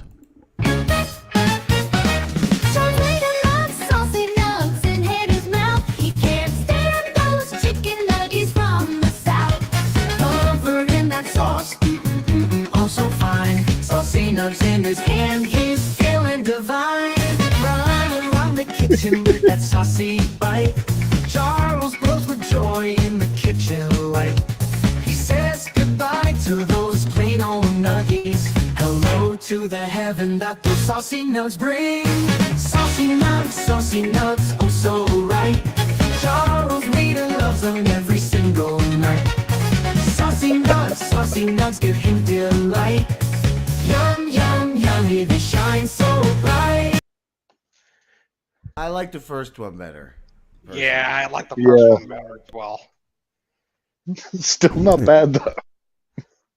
Huh, you kind of look at that. Richard Kish says, "My no." Are you okay?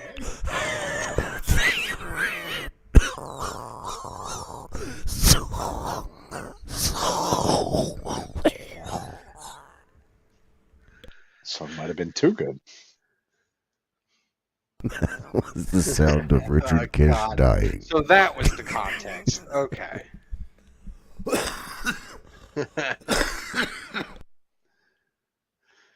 Oh my God. God damn. Saucy Saucy Nugs.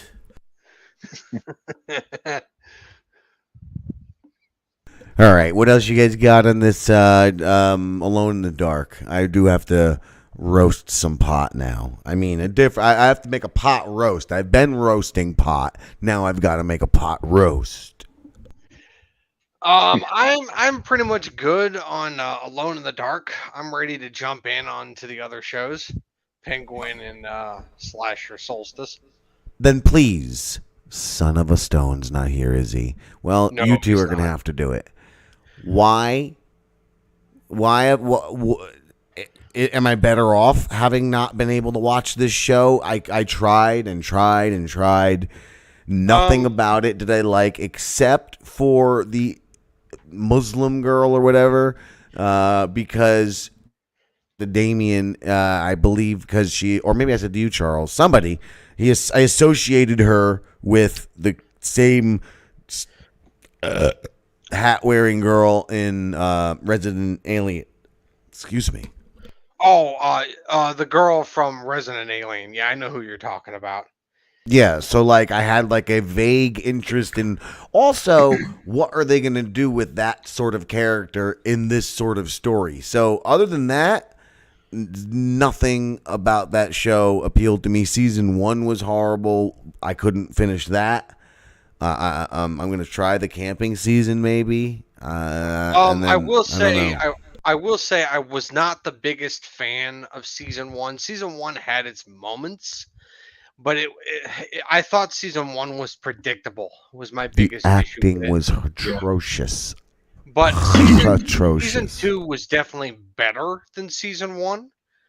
It was, but season 3 I enjoyed.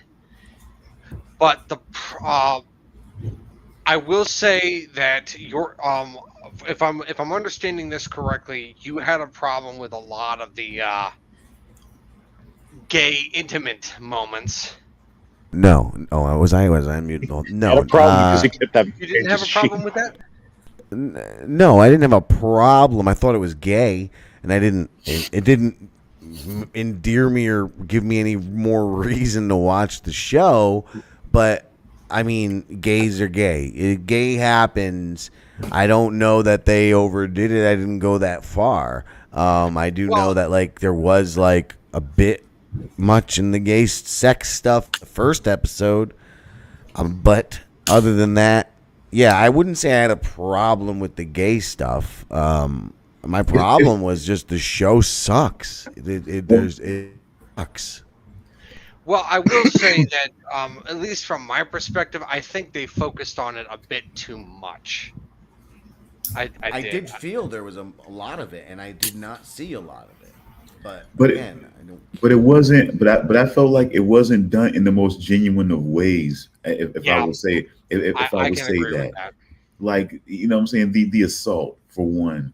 It again, like at this point, it's still a whole conversation and trying to get a perspective on who everyone is, and it's like stuff like that just doesn't. Again, the whole prison thing, the whole suggestion or implication that's born out of prison type of stuff, and that whole thing kind of plays out in the real world, or even the whole thing that was in season 2. Stone. Yeah, we're in season 3. I know. I know. I'm just kind of giving the parallels to how it's played in certain situations that wasn't always put in the best light. I would probably say that the way it played in the first season was pretty, you know what I'm saying, was pretty good. And I'm not saying because of the absence of sex scenes or anything like that. I just felt like it just played out as a more genuine relationship, you know what I'm saying, overall, rather than, you know what I'm saying, rather than something, you know what I'm saying, rather than something to be judged or considered weird or anything like that. Or like in the third, or moving into the third season, where it becomes again trying to go back into the situation of, you know, guys pretending to be straight but really being gay, and that whole situation, and playing into the main character who's openly gay, that's all he can seem to find. Like every guy he seems to go out with seems to be that way, you know. Well, this kind of not putting the whole perspective of those relationships in the best light, not varying it up. It's kind of making it seem like it's still playing into, in my way, still playing into a bit of the stereotypes in my way, you know. Yeah, but my issue with all the like the relationship between Angel and the other guy that was married to the blogger lady. I can't even remember her name. And then of course the woman that burned herself that was married to the crazy lady. Even that one a little bit. I mean, like, well, it's just chaotic, manic love. It's just the point I'm trying to bring up is that it felt like that those homosexual relationships that were in. I the just show, love the way you say homosexual. Can you say? I do. I really do. Can you say that one more time for me? Homosexual. There's goddamn homosexuals. It's almost like you.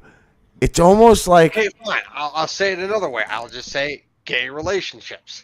No, don't. I want you to say homosexuals because it just reminds me of somebody who's like afraid of homophones or something. I don't know.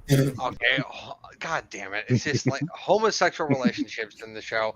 It felt like they were just trying to check something off of a list. That's what it felt like. Turned on by rather. They just placed them in the show just to say, like, see, we They have placed them characters in this show. That's what it felt like to me. But they weren't. Yeah. But they weren't doing them a great service. You have one guy trying to play it out more as like in one installment, playing it out as more rage and control in the situation. You had one situation where they weren't really a couple. They were like a spiritual couple, but because they were both gay, they were gay the other way. It was male and female, both gay. They really weren't together. You know, yeah, and, like going back to like the season 2 thing between Antoine and I can't even remember that woman's name, but it was Antoine was gay and his wife, and I say that with air quotes, was gay. It's just in season 2 or installment 2. Yeah, they were married, but it was like, but Antoine is gay and his wife is a lesbian, so it's just like, how the fuck does that work? I mean, it's more of a spiritual friendship thing, like they said, like they explained, they're so close they can't seem to get it together with any other relationships with the people they're attracted to, but somehow they connect in such a way that they would love to have they would love to have in those relationships, but they can't, and they wish they could be together, but they can't. So it's like that sort of thing. It's like, again, playing in a situation that no matter, like in almost every other situation out of the first installment, like gay and lesbian relationships can't seem to make it work, right, in whatever situation. You know what I'm saying? They're always broken or severely damaged in some way. And yeah, that was the one thing that I kind of noticed a lot in the second and third installment. 3 was even like Solstice was even stranger for that, because they were very much trying to go for a bit of a social justice kind of thing with this season. Yeah, and I noticed. Like you're kind of playing against the message. It was confusing. And even with the one of the supposed main characters' kid, and his whole bisexuality, but it was really more of just. I mean, it wasn't really. I would almost be pansexual with that guy. I think he would just fuck anything. Okay, maybe it is the gay stuff I didn't like, Charles. Well, I mean, sure sounds like there's a whole lot of it. No, I really don't know what I didn't like. That's a joke. Look, it's just like I said, it felt like that they placed it in the show just to check something off of a list and say, hey, we have gay stuff in this show too. See, we're inclusive. And it's just like, I don't like it when shows do that just for the purpose of putting in stuff to check something off of a list. And like pointing a finger at it the whole time, like, see, you see? It's just I don't like it when shows or movies put that stuff in there just for the purpose of pandering to something or putting in it to check something off of a list. Because if that's the reason they put it in there, then there is literally no story reason for it to be there. Whereas the first season, they did work it in naturally. Like there was never really any kind of like, It was just I don't know. It's two of the just like characters are gay, dude. Like, it's whatever. like All right. it's like the scene where it's just I don't know. It's just it felt like it was just like the gay stuff was just like, oh look, gay. It's just like it's just it felt like it was a bit much. Okay, I get that, but Down here now. I get that. I just, I don't know. I just don't, again, for it to be so extreme, like I said, for it to be so extremely, to be made to look so extremely dysfunctional after certain points, it was just, I'm gonna leave you guys to get into it. I'm trying to find. Yeah, I hated it. That's where I end. I hated it so much that I can't even enjoy a word you guys are saying. Not a word. I'm just like. That's fair. That's fair. I mean, the only thing that I liked about the show, about the season, was really the kills, and that I agree with, and that I think actually, yeah, I guess that does answer. That was really all. It was really like. What are you guys getting out of this? And I guess the kills, it did seem like it had good kills, but nothing to surround it by. And am I correct? They don't use a score? not that I'm aware of. Wasn't a lot of music I heard. No. I mean, which hadn't occurred to me. There was the party, there was the Halloween parties and things like that. Well, that's natural ambiance. Yeah, but as far as I don't know if there really was. If there is a score, it's so subtle I can't really say I noticed it. Although I will say that not to spoil anything, even though technically I already did during our last show, but I won't do it this time in case nobody remembers. Yeah, that was like 2 months ago. Yeah, it's fine. But the killers' motivations for why they were doing what they were doing, and that is also technically a spoiler, but I didn't name names. Their motivations for what they were doing, I thought were kind of weak. I didn't like it.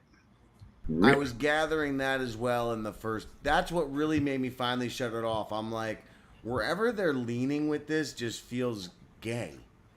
So I didn't like the motivations. Not the man dick. Yeah, the motivations felt kind of. What's the word I'm looking for? I'm trying to find a word. It felt like selfish, maybe self-entitled, maybe, and possibly a smidge of arrogance. And they sort of tried to sell it as revenge. The killer having gone nuts with revenge, but I didn't really buy that either. No, it felt like that could be down to performances, maybe. Yeah, maybe. I mean, okay. Wait, you know what?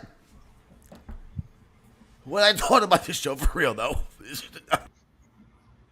I knew it. You can always tell. Oh. Okay. The thing that I'm trying to get a hold of though is that look, okay. Because while we don't want to give everything, but we do have to talk about this because I don't want to abandon what we usually do. I mean, because I don't want what we do to seem contrived. Now like we're doing so much to tiptoe around things, but like I was still got to say like, okay, the mother, burning herself because of when you guys think about the petition, the petition, the social, the social media backlash, on top of the fact that, like, again, she was in this sort of like manic relationship with this woman who was just like, who was just like unpredictable at times, and everything like that. And I guess feeling like she had no, there was no sympathy for that. And then, as soon as as soon as this guy, as soon as Kit gets killed, there seems to be a lot of, a lot of swell of sympathy. But I mean, I guess you couldn't quite get, it was somebody being brutally murdered, and so she said something that was, that was super insensitive. What was it? It was I mean, to the effect, it was to the effect of, like a man, said that they basically a man whore, saying an arrogant man whore getting, getting killed, doesn't deserve too much sympathy.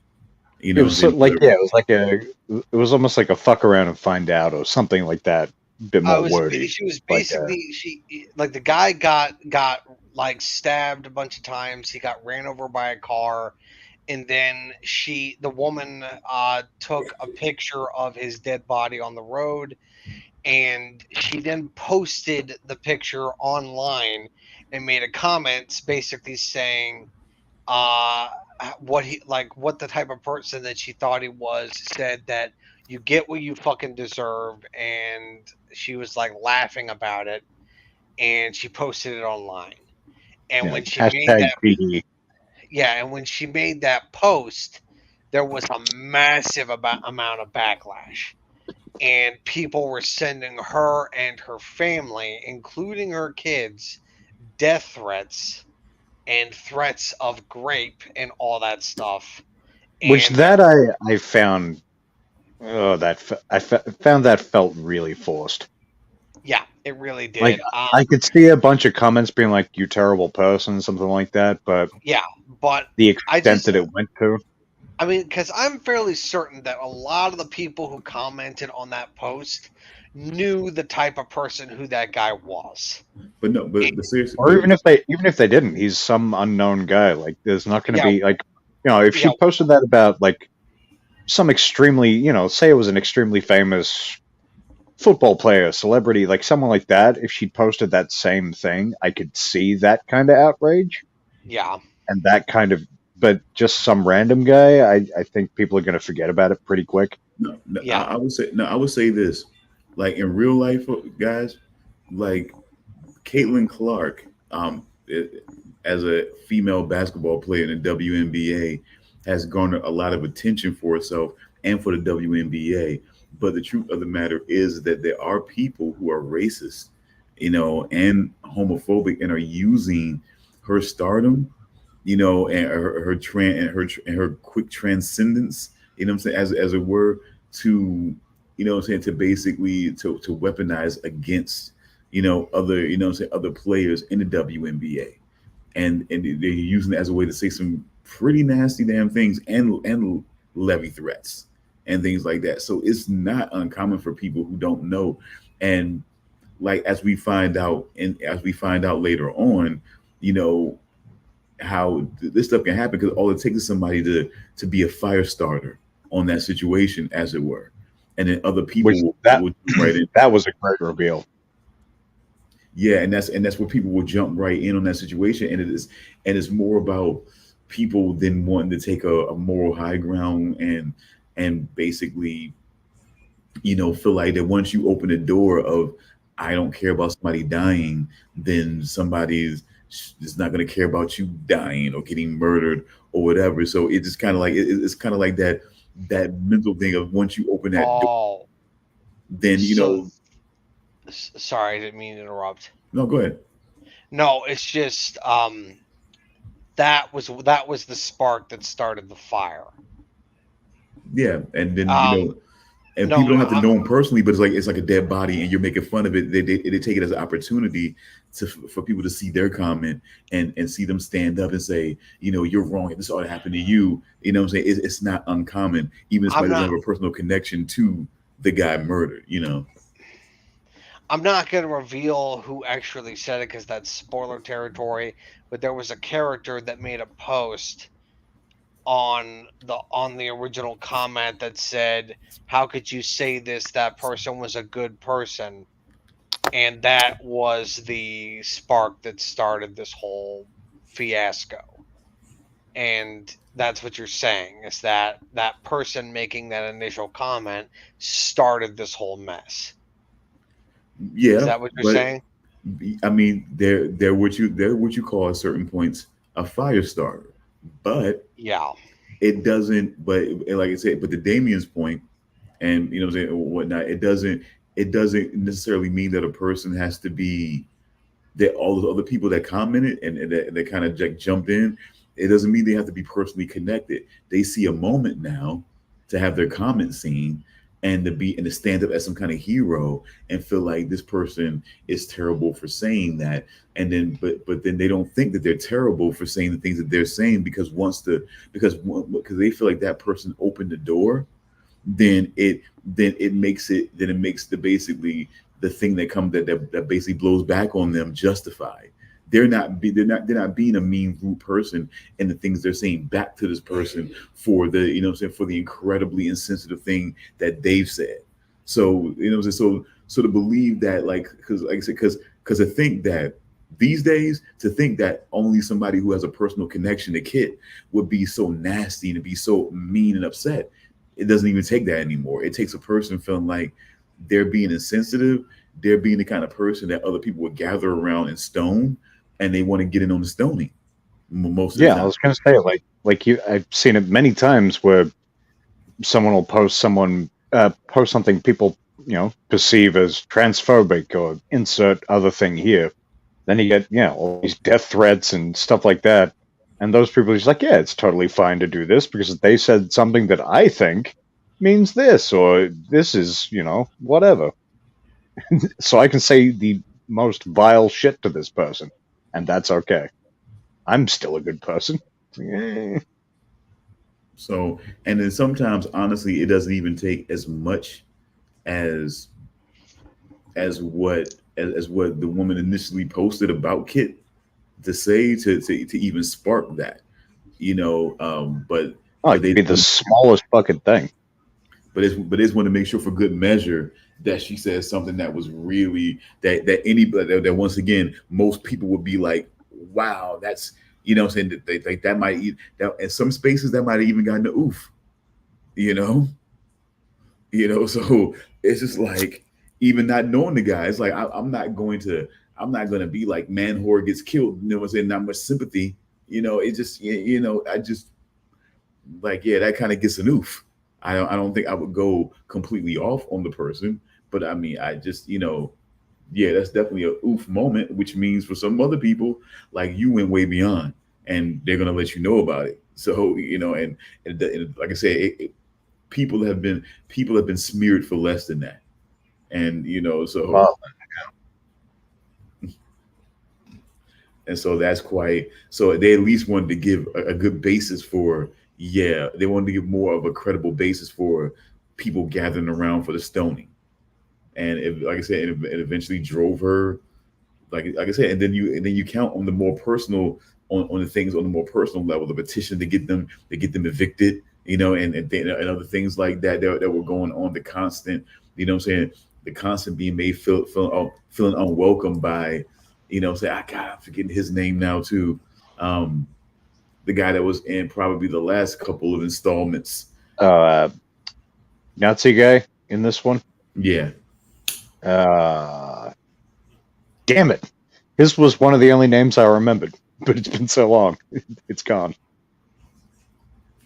But yeah, so when you get all of that, it just, and then, like I said, and then so it just kind of like, basically, it was everywhere. So it was online when you saying, when you go to your social media accounts, it's it's outside amongst your neighbors in the apartment building, and then it's inside with every time that your wife snaps off and wants to do something and everything like that, or wants to create some more dramatics or theatrics out there. I mean, it's enough to drive anybody insane.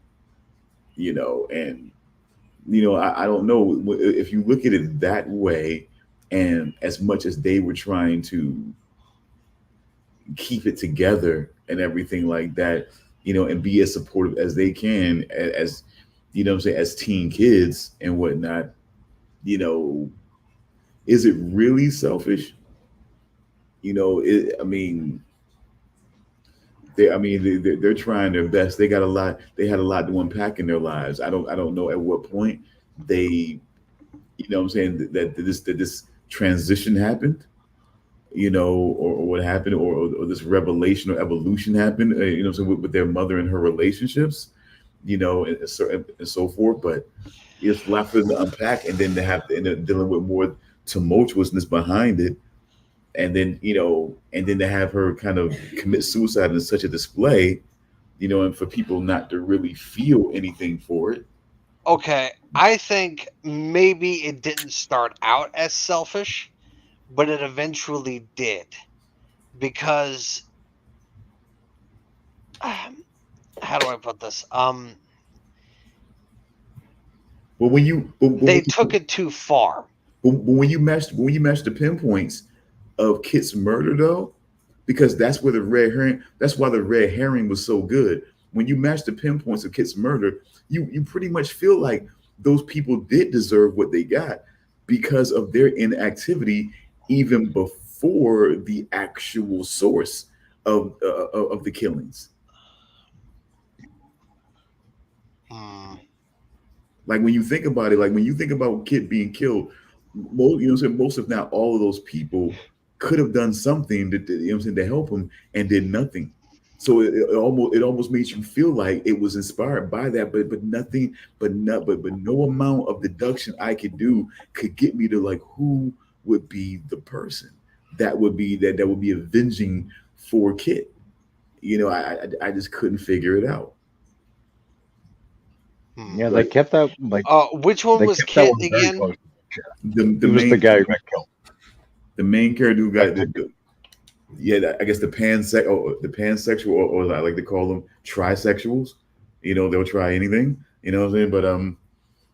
But he basically. The guy with the horns. Yeah. Yeah. That was the first guy that got killed. Yeah, that was the red herring. But like I said, but if you look and you go back to when he was killed and how much time it took and how many people were aware of that situation, it almost, like I said, it was almost lining up like somebody was avenging for him at first.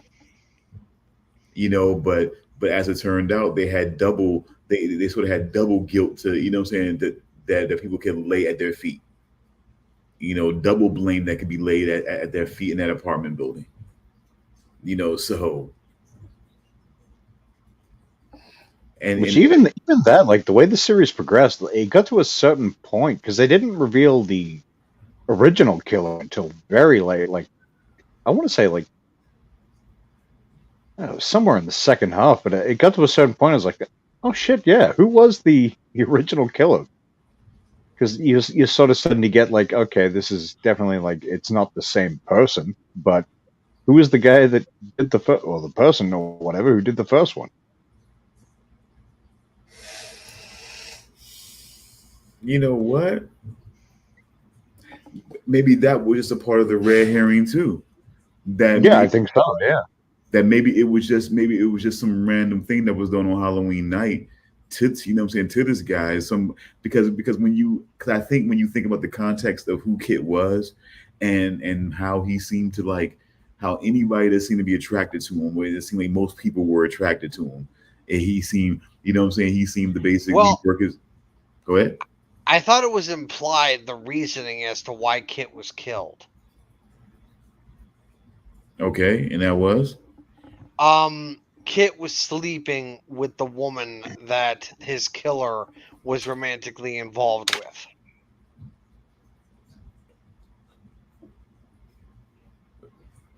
And so this, so you feel like was that some kind of report, or do you feel like who that person is? Yeah, she was revealed. There is an episode in the season. And killed. There was an episode in the season where shortly after Kit's murder, there was a funeral that was done in his honor, and there was a woman that was speaking on his behalf. And then the man that was later revealed to be the original killer was at that funeral, and he was getting drunk. and he was talking to that woman, and then they had a back. Oh, really? They had a back and forth, and then he stormed off, Yeah. and then not long after that, the killer in his like getup came back, and with the whole he plastic knocked bag her and, out. He knocked her out. He strung her upside down, put a bag over her head, and slit her throat, and she bled into the bag. The same guy that was the EMT in the first installment, the same guy who was like the sort of survivalist guy or whatever that was helping out the commune in the second installment. That guy. Yep. Okay. Did we ever figure out why he was killed in that second season? He was killed in the second season because he would have been a threat to the killer. Yeah. He was a way to be. He would have been an obstacle for the killer. Yeah. So the killer killed him to get him out of the way, so he wouldn't make things difficult for the killer. Probably still the most brutal kill so far in these 3 seasons. Yep, because he got garroted by a chainsaw. Yeah. Yep. I mean, you know, when you're dealing with that acid swirly though, that was brutal. Ah, damn. But I gotta say, when you're dealing with impulsive youth and everything like that, I mean, but when you pinpoint everything, and you feel like, I mean, you can say, I mean, a lot of it was built on selfishness, you know, and everything like that. Like take Jason's mother, for example. Were those kids the kids that, you know what I'm saying, that let her son drown? No. I don't think so. No. No, definitely not. Definitely not. That happened a while ago. You know what I'm saying? And it was like a decade or something before, or something like that. I'm not, like I said, but definitely a few years for sure. And like I said, those definitely weren't the kids. You know what I'm saying? It was more of a story. It was more of a campfire story that got told. You know what I'm saying? When it came to that, you know what I'm saying? So more than anything. And so it was like I said, it progressed, because initially the campfire story was about the kid who drowned. You know what I'm saying? When the camp, you know what I'm saying, when basically the other, you know what I'm saying, counselors weren't paying attention to him. And then eventually it evolved into, you know, okay, we hear that he might be still alive and still lurking around Crystal Lake and things like that. It eventually evolved, you know what I'm saying, to that, you know, pretty soon. But yeah, that's where it kind of started at. And then, you know, we kind of got more context on it. Now, of course, because it was kind of left at that, we kind of of course thought it was, you know, it was Jason that was coming back, which, okay, you will understand that, because if he's sort of like an undead motherfucker coming back, there's no way he could have gotten, you know, revenge on them. So yeah, he's going to be seeking back revenge, sort of like a ghost type situation. But the mother is different. I mean, even though she snapped because of it, but it's still selfish, because you're going after revenge on camp counselors that had nothing to do with, you were still alive and you could have did something about what, you know what I'm saying, what happened then. So why are you still lurking around trying to get murderous revenge on other counselors other than those, you know? So yeah, like, it's not like the mother in season 2 where these are actually the people. This is like yeah. So yeah, that's where they did it a little bit better in that, you know, in that sense, you know. So, you know, admittedly so, honestly, you know, but like I said, but only to say that it was less on a selfishness basis than what, you know, than what you might expect in that situation. But it's still, you know, in its own right, a bit of selfishness into the situation. But it's not simply just, you know, we're disaffected teens, we don't like where we live, we don't like our neighbors, so now we're deciding to kill them. You know, it's more of, you know what I'm saying, it's more of like things happen, you know, things happen, and you feel like, once again, like the same people who were inactive in kids killing were seemingly inactive and at another death, but more active in trying to, in trying to basically excommunicate them and things like that. But like, and I guess if you really thought about it, if they had been more active while Kit was being murdered, maybe there would be no room for that mistake to be made. But I mean, not that it was their complete responsibility about the dumb decision that she made on social media. But if they it's still this rolling effect, yeah, this rolling fucking chain effect.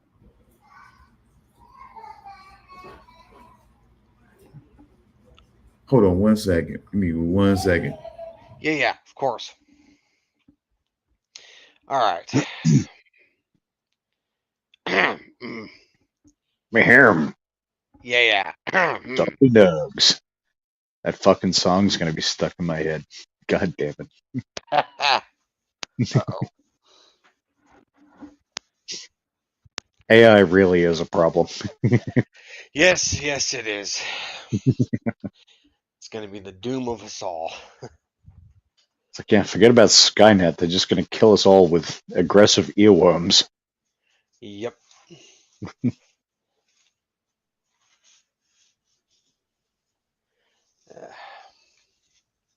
Damn it, I had All it. right. I say. All right. Oh, the brain. The brain. Come on. Okay. Yeah, it's tough without giving spoilers because I have a few things I want to say, but I don't want to just give away the ending. We haven't gotten there yet. I've been trying to avoid spoilers because I know the last time we did a show, I did a big ass spoiler. Just like straight up, like this is how it ends. This is what happens. Yeah, I really shouldn't do that because I want our audience to watch the shows that we watch. All right. Difficult to do though, especially when you're dealing with a show like this where it's like it's all a sort of mystery kind of thing. Yeah, absolutely. Which I think if you're paying close enough attention, we've probably already given enough information that you could figure out who it is. But still. Oh yeah, absolutely. And I mean, I still say that who the killer, or should I say, or killer or killers turns out to be, it was pretty disappointing who it turned out to be because I was like, really? That's who it is? But yeah, it's just I thought the killer reveal I thought the killer reveal in installment 2 was better. Yeah, definitely. Like I as I said, I still kind of figured it out pretty early on, but that's more just, kind of an accident, really. Like I could definitely see a lot of people watching and not having figured that out. It's just something I had a suspicion, then started looking for clues for that, and I was like, yeah, I think I know. I started to suspect it at the chase scene at the school parking lot. I started to suspect it because do you remember what scene I'm talking about? Oh, when they just get outside the school and yeah, it's like as soon as they get outside the school, right, and then the druid starts chasing the girl with the axe, and then the druid swings the axe at her and hits the ground right at her feet as she's running away. Yeah, I'm and like, just okay. does nothing. Yeah, and at that moment, I was like, okay, I think the druid just intentionally missed her because he was close enough to hit her with that axe, and he didn't. So either he's incompetent, he's out of shape as fuck, or they're in on it together. Yeah, which I'll just say now, spoiler alert, just in case. Because, I'm not going to say exactly who it was, but I got thoughts that I can't really, not potentially spoil something. So if you do want to watch it, quit now. But that's what made me suspect who it was. I was sort of looking at because each episode it goes hour by hour. I think each episode is meant, or is it a couple hours, whatever the format is. Like the entire season of the entire third installment, I think, is every 3 hours. yeah, actually, yeah, because it covers like 24 hours, so it must be. Yeah, But yeah, that's what made hours. me the way that the timeline of certain things go. I was just like, this can't be one person. The way certain things happen, I'm just like, this has to be more than one person, which kind of led me to, well, there's one pretty obvious choice, unless it's two completely different people who happen to be working together. But there's an obvious choice here, and that turned out to be the case. Yeah, it was disappointing when my suspicions were confirmed. And one of them did a pretty good job at playing the sort of kind of nuts person. The other did not so much. Yeah, I can probably guess which one you're talking about. It was of the feminine persuasion, right? Yes, yeah, I may have used it in the intro. Yeah, because that particular individual, she overacted way too much. Yeah. I had a few different screenshots of crazy faces that I was like, which one do I use? They're all so stupid. Yeah.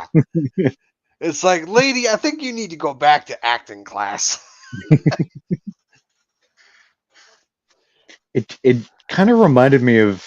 Did you ever see the South Park episode with Mel Gibson? A long time ago.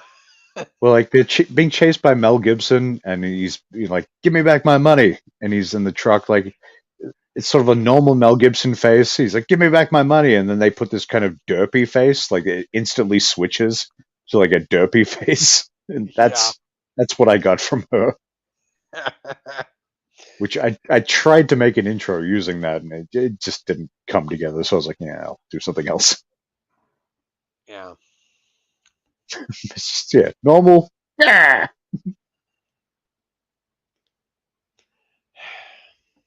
I need to go back and watch that episode. Because, so I mean, isn't that the episode where at the end of it, Mel Gibson, like, takes a shit on Cartman?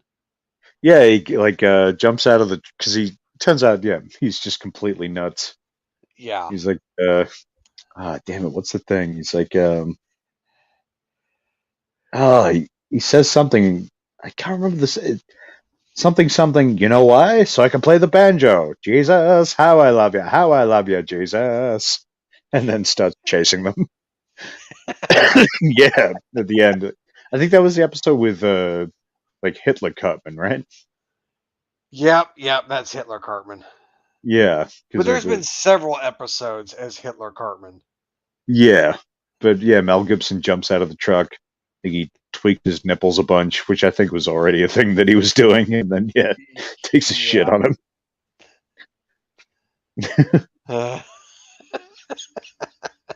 gonna have to watch that again too. It's been way too long. way too long. There's a lot of South Park episodes I need to watch again. I should just go back to the beginning and just do a straight shot through all the seasons. I started doing that a little while ago. I only got a couple seasons in, but that's not a comment on the show. It's just I got the other things. I was like, I've got so much to watch.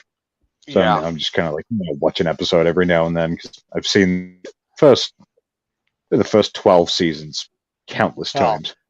I'd like to go back to the season where Santa Claus likes to bring Christmas to Iraq, and he gets shot down, and he gets tortured by the Iraqi interrogator, and he says like, "How?" No, not Santa's balls. Yeah. Yeah. No, not Santa's balls. The fucking car battery. Yeah. And then Jesus shows up and saves him. Jesus with I think an RPG, I think. Yeah, something like no, that. No, it's like dual machine guns. Comes in like John Wick. Just fucking murders everybody. Saves Santa. Saves Christmas. That's how you do a fucking Christmas episode. Yep. Oh man. Like that show. That show at its peak, there's almost nothing funnier in the world. Yeah. Yeah. Not even Rick and Even Morty comes close to it. like even the worst episodes of South Park are pretty much miles ahead of more or less anything else. Yeah. Because And South Park has had some bad episodes, but they were still oh pretty yeah, good. that's it. Like it's bad by South Park standards, but like I don't think I've ever seen an episode where I'm just like, that like, I didn't enjoy it on some level. Yeah. Where it's just like, oh, that was just shit. Like I've had that many times. With Sorry, The Simpsons, guys. especially. It's all good, good. man. We're just reminiscing about our fond memories of watching South Park in our youth. Okay. But well, it's funny because I'm having to revisit everything again because my daughter was like so locked into it, watching South Park on Comedy Central whenever it came on. That she just, I found myself watching it. She found myself watching reruns of reruns, over again. So she finally stopped, and then I got her hooked on Portlandia. Never seen Portlandia. Portlandia. That was with was that Fred Armisen? Yeah. Yeah. Carrie Brownstein. Yeah, never seen that one. And what's the Donald Glover show? Atlanta, I think. Huh? Is it Atlanta? What Donald about it? Glover? Yeah. Which I've also heard pretty good things about, but also never seen. Okay. Do you guys hear that at all? What? Hear what? You don't hear that. I mean, I hear maybe a kid like yelling in the background, but only like slightly. Yeah, I'm not hearing anything. Okay, because please let me know if it gets too disturbing. Then I'll have to kind of exit again. I don't want to. You know what I'm saying? I just don't want to. You know what I'm saying? All good. I want to add that to the show. This.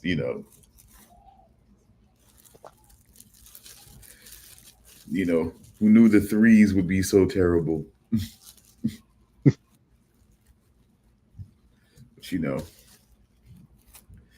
when young parents make impulsive decisions, I understand certain methods, but that's why I'm not so in the game anymore. You know what I'm saying? So, but anyway, we're not going to do that male view stuff right now. Let's just at least let me see any good points. I'm trying to give some good points here, but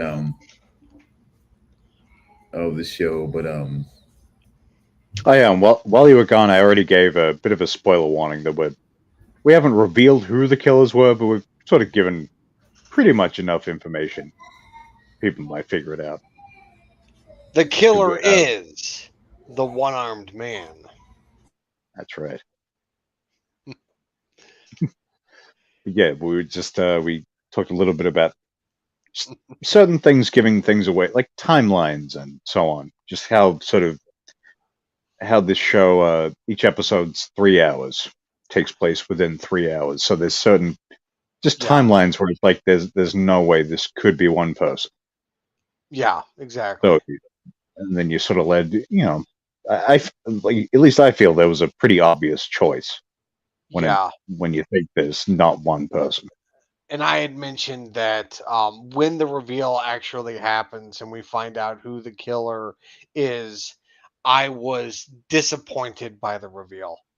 I was like, really? Come on. It's this guy or person. I was like, this is disappointing. It's just like I was like, come on, man, you can do better than this. But I mean, it is what it is, and here's hoping that the 4th installment is better. Although I'm intrigued. I mean, come on, it's gonna have David Cronenberg. Yeah. Which I didn't realize he was in. I figured he was only a like behind the camera guy, but after looking it up, he's acted in a bunch of things. Like I think they were only mostly small parts and a lot of them in his own movies. But he had a big role in Star Trek Discovery. Like he was pretty. I remember you saying that actually. Yeah. Yeah.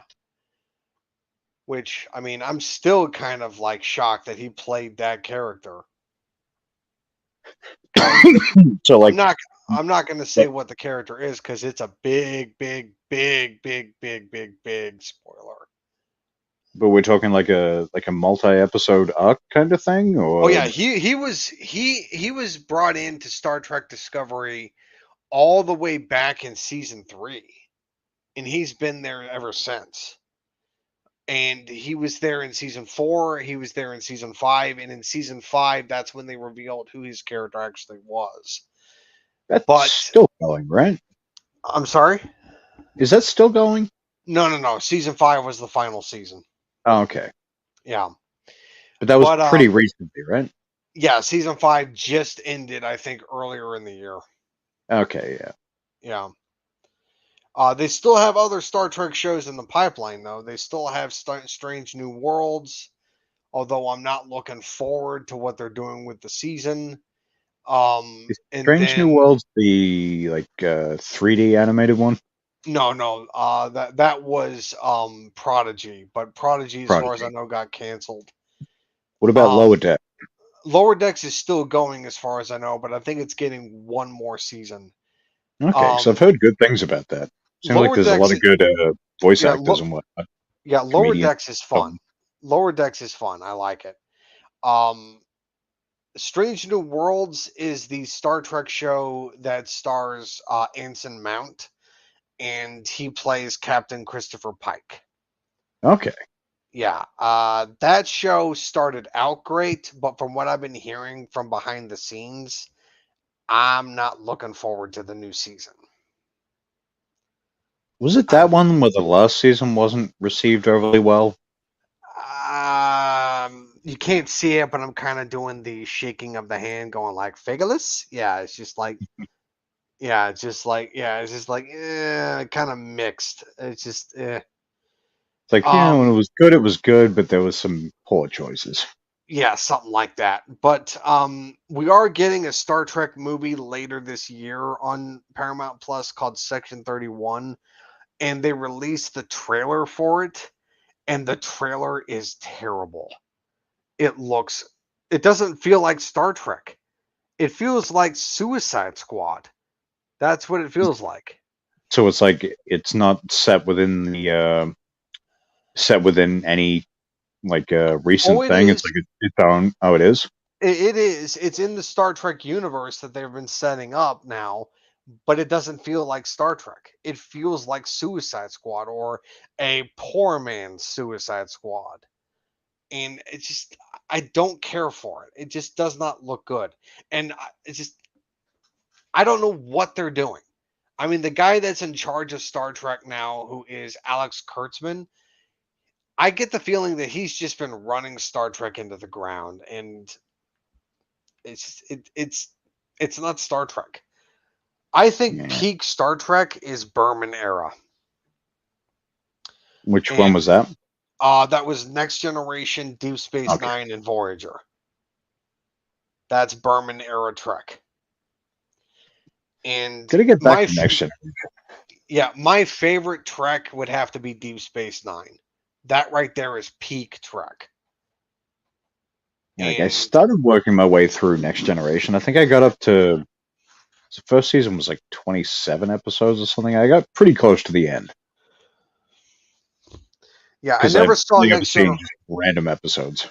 Yeah, I never saw Next Generation, but I have seen Deep Space Nine and Voyager all the way through. And I've seen Deep Space Nine all the way through about 3 times, and I've seen Voyager all the way through about once.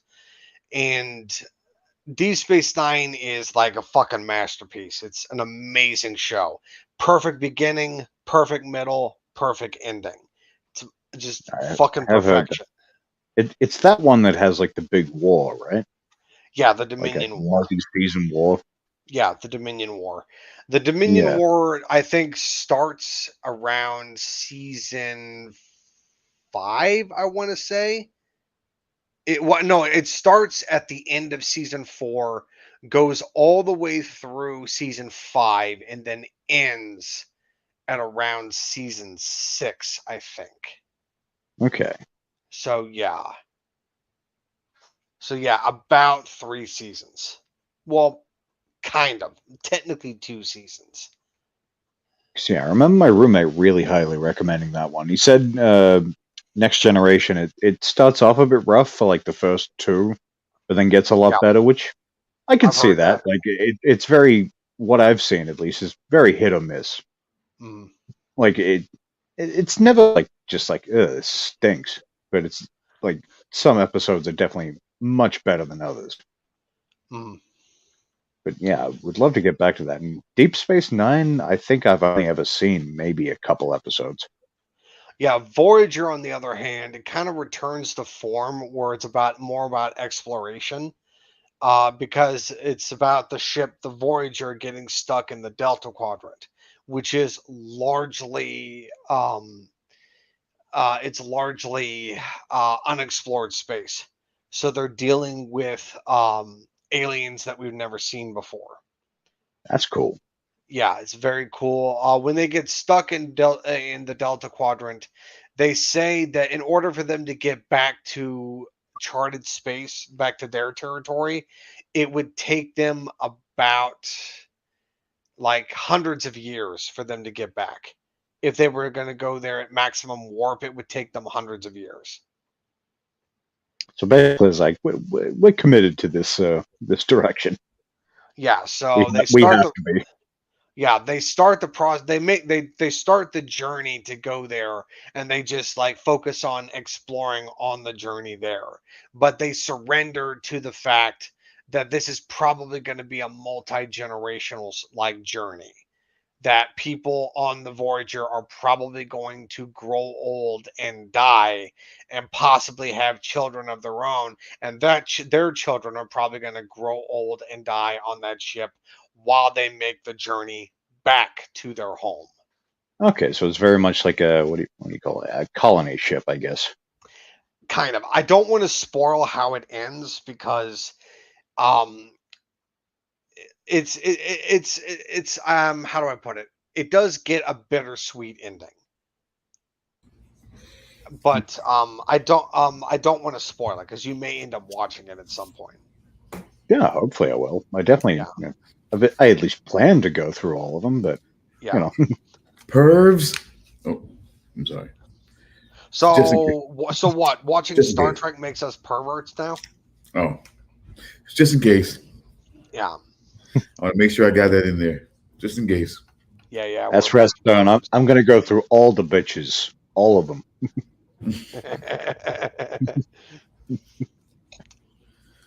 Only the finest, says Charles. When have I ever said that? 20 minutes ago. What are you talking about? But I do got to say, I'll say this though. For twists and reveals, I definitely still got to say that the third installment was probably the best one. Installment 2 was a close second. It wasn't I didn't think it was the best one, unless you're counting the kills.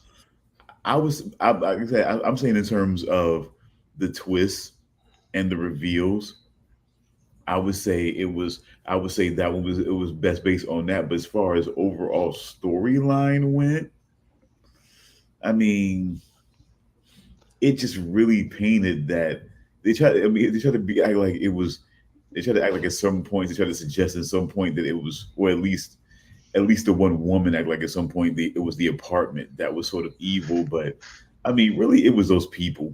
You know what I'm saying? Those people were just, I don't know, they were in their own little weird little worlds, and you know what I'm saying, and that little apartment complex, and it was just, I don't know, everybody just kind of, like everybody that came there seemed like they just wanted to be able to kind of do what they want and be left alone, and anything that they hear is inappropriate, I guess, or that could be that somebody might need some help. They just rather not get involved. I think that's, I mean, it's sort of a, I think it kind of brings it down because it's sort of a sad state of affairs, and I just don't like the fact that sort of like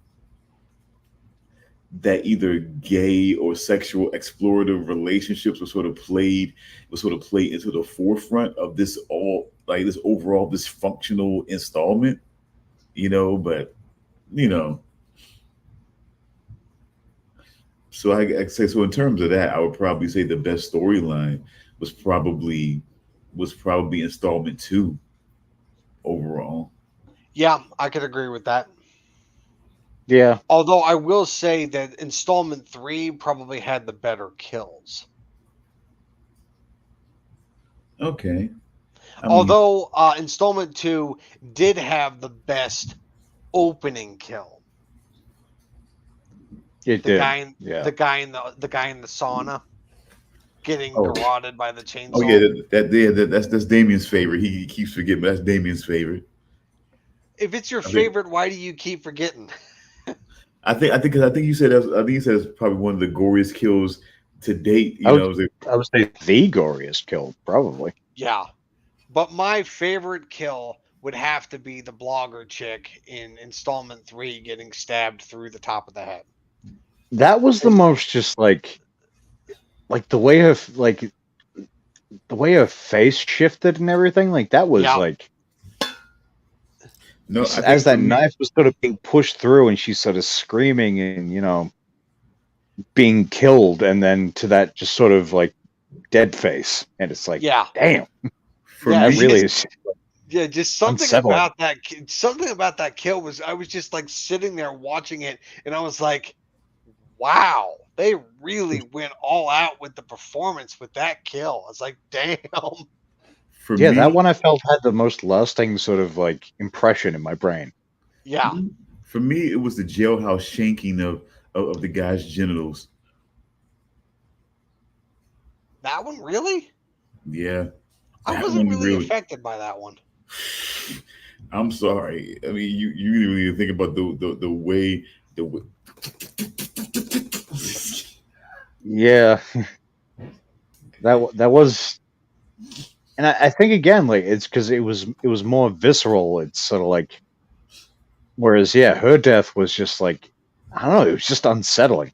And that first, like the one you just mentioned, it made my balls hurt, and I was just like, you imagine happening to you, but no, see, my balls hurt if someone seeing someone getting kicked in the balls.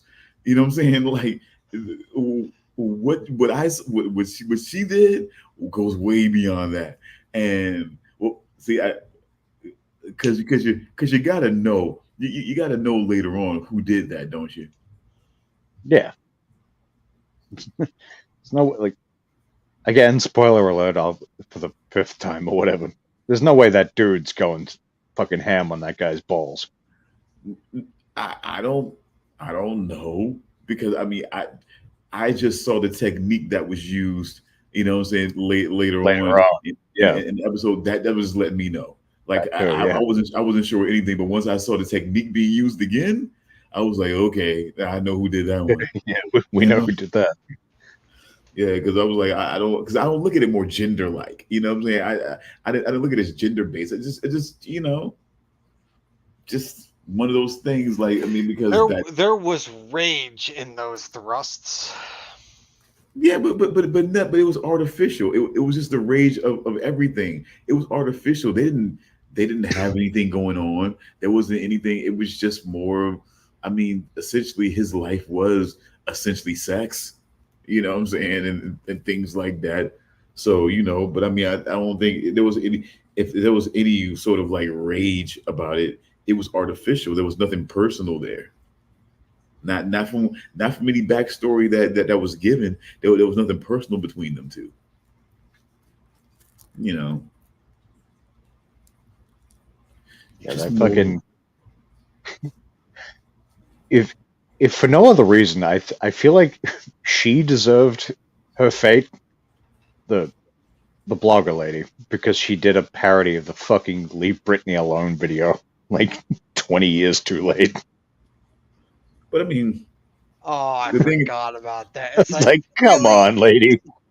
It's like, I mean, what the fuck? It's just like, nobody gives a shit about that fucking video anymore. I mean,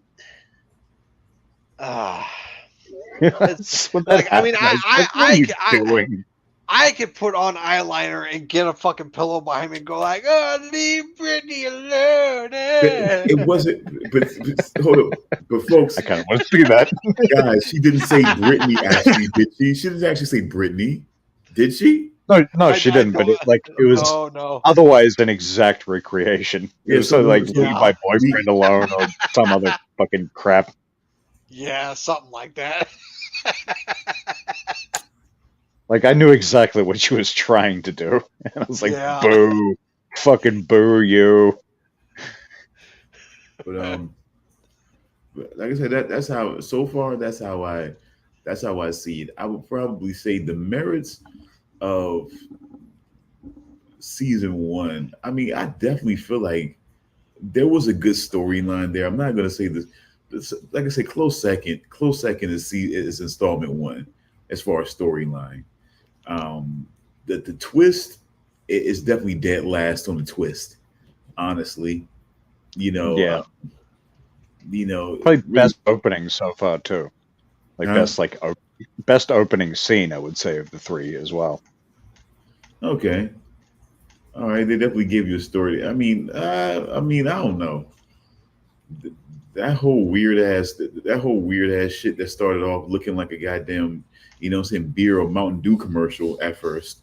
Almost made me wonder when I was looking at it, okay, is this the movie? I mean, is this the show starting, or is this an ad? Because I was like, what the hell is this right now? You know what I'm saying? I'm hearing the music and I'm seeing them. Hey, yeah. I'm like, what the fuck? Are they about to? Is they about to start drinking Mountain Dew or some shit? But it was like, you mean season 2? I meant season 1. Yeah, I get that, but I was like, with season 2, I was like, I felt like that's what kind of got me. They did all of that, and then this whole thing, and then all of a sudden, it's this looks like a ritual, and you're on trial for being a nasty bitch, and I'm just, what the fuck is all of this? I'm like, hold on, that shift was pretty great. Because like I said, because at first I'm sitting there kind of like, the fuck, are they about to drink soda or some power drink? Or what the fuck is happening here? You know what I'm saying? Like, yeah. Oh. And I was like, yeah, what the fuck is this shit here? I was like, man, like that shit. And then all of a sudden they're just hanging out, chilling. It was like the best time. And then, yeah, I was like, yeah, that was really a catch. I mean, like, now I have to admit though, at first, like even with installment 3, like it was still it kind of lacked because of the inactivity of people. That's what did it. You had to rely on people being apathetic in order for this to happen. You know what I'm saying? That was the most fucked up part about the beginning of installment 3 is that you had to count on the apathetic, you know what I'm saying, the apathy of other people to not be involved and not get involved for this whole elongated kill to happen. Like it was just like literally everyone in the building, like not a single person even sort of cracked the door to be like, what the fuck, oh shit, and then just like no one even opened the door. Correction.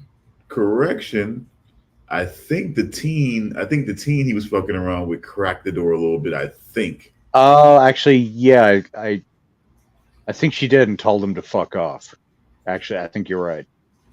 Well, I don't know if those are the exact words. I think you're right about that. Either way, you know what I'm saying? I guess either way we look at it, you might as well not have cracked the door. You know what I'm saying? But, Yeah, basically, you could have just said that through the door. It's like...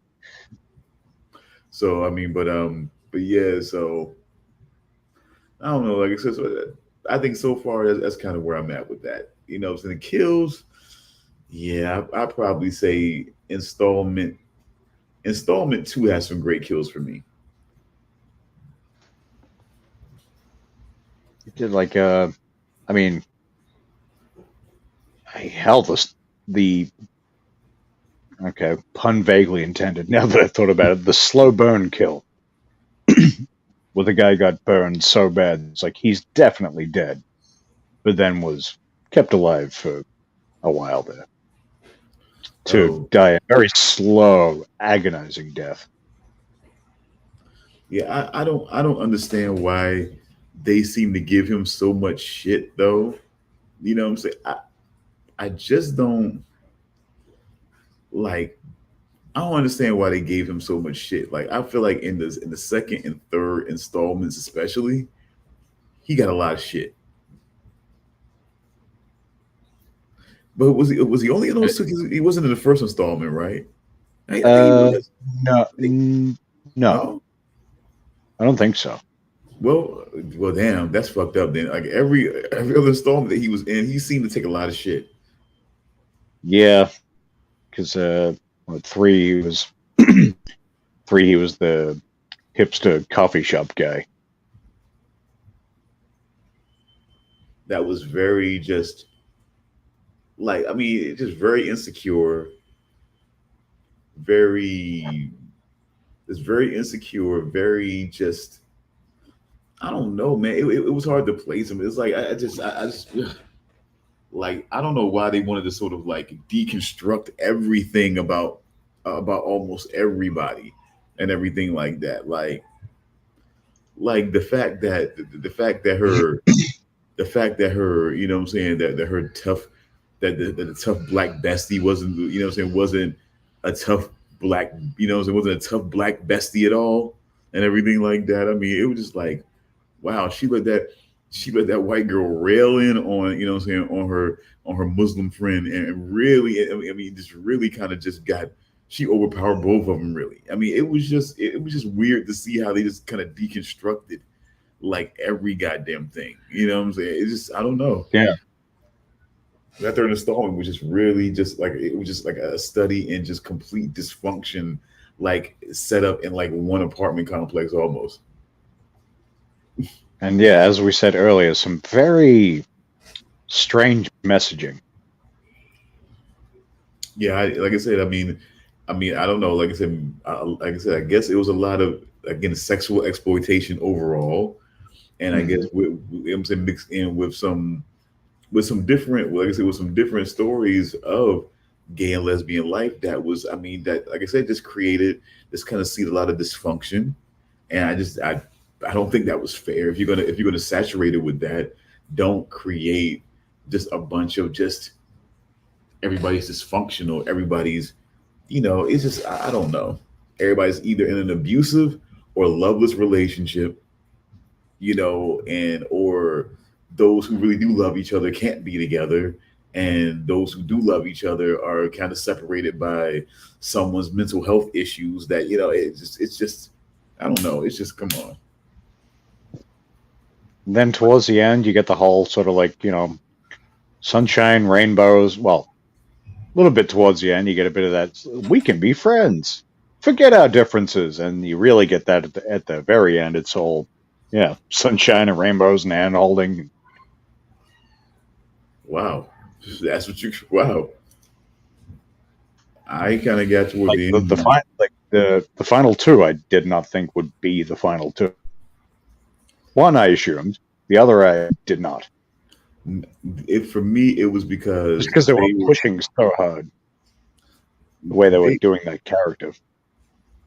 But for me, it was like, I guess if what you mean, I guess maybe connects into what I'm getting ready to say, possibly, that I kind of felt like they were like the two, like only like two of the few good things that you could highlight, you know what I'm saying, in a whole sea of dysfunction. Like they seemed like they were trying their best to stay well balanced, you know what I'm saying, as much as they could given the situation. And you just didn't want to see that I guess in its own way, that reveal in itself. But it was just, yeah, that was just, it was kind of like disappointing, not in a bad way, but it's kind of, you know, it was, I didn't expect it because I didn't want to expect it. I didn't want to expect, because, you know, like they seemed, like I said, like there was only a couple of good bright spots in there, and it seemed like nobody was a bright spot. Everybody was dysfunctional in it. But no, she was a bright spot. She was well-meaning. She was, like, even like to what you were saying earlier about this, you know, when we were talking about the spark that started the fire and, you know, people piling on. Her initial comment was genuine. That comes from a genuine place. Everything that came after, well, you know, but her initial, the reason she reposted that and all that, what she said, that came from her genuinely being like, how could you be like this? It was a very, a human reaction to seeing someone just so callous. And a lot of times when the stoning does happen, the person that, you know what I'm saying, that you might argue that started it, it's usually not the person throwing actual stones. You know, it was more of a shock and awe, and then everybody else kind of, you know, takes it to that other level, you know, just you know, in their own way, just like we saw with the social media. So, you know, yeah. So like, I'll just put it, that's spoiler warning again. If you haven't already quit after the other fucking 5 spoiler warnings, like, I was waiting so long to find out what her sin was, what the I guess Muslim chick's sin was, because the whole time he's just like, why is she even a thing in this situation? And it's all because of that, because of her being a decent human being. That's her ultimate sin.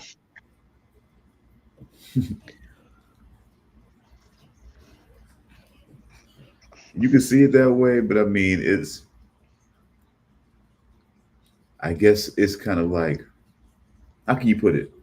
Like common knowledge of how social media can work, you know, and sometimes with you know, you don't understand it. There's sometimes unintended consequences, you know, and things like that. And it's amazing that I don't know if she had a sort of like, if it was Instagram and she sort of had a Finsta account, because because I don't see how I'm friends with someone and I know that might be their handle, you know, on Instagram.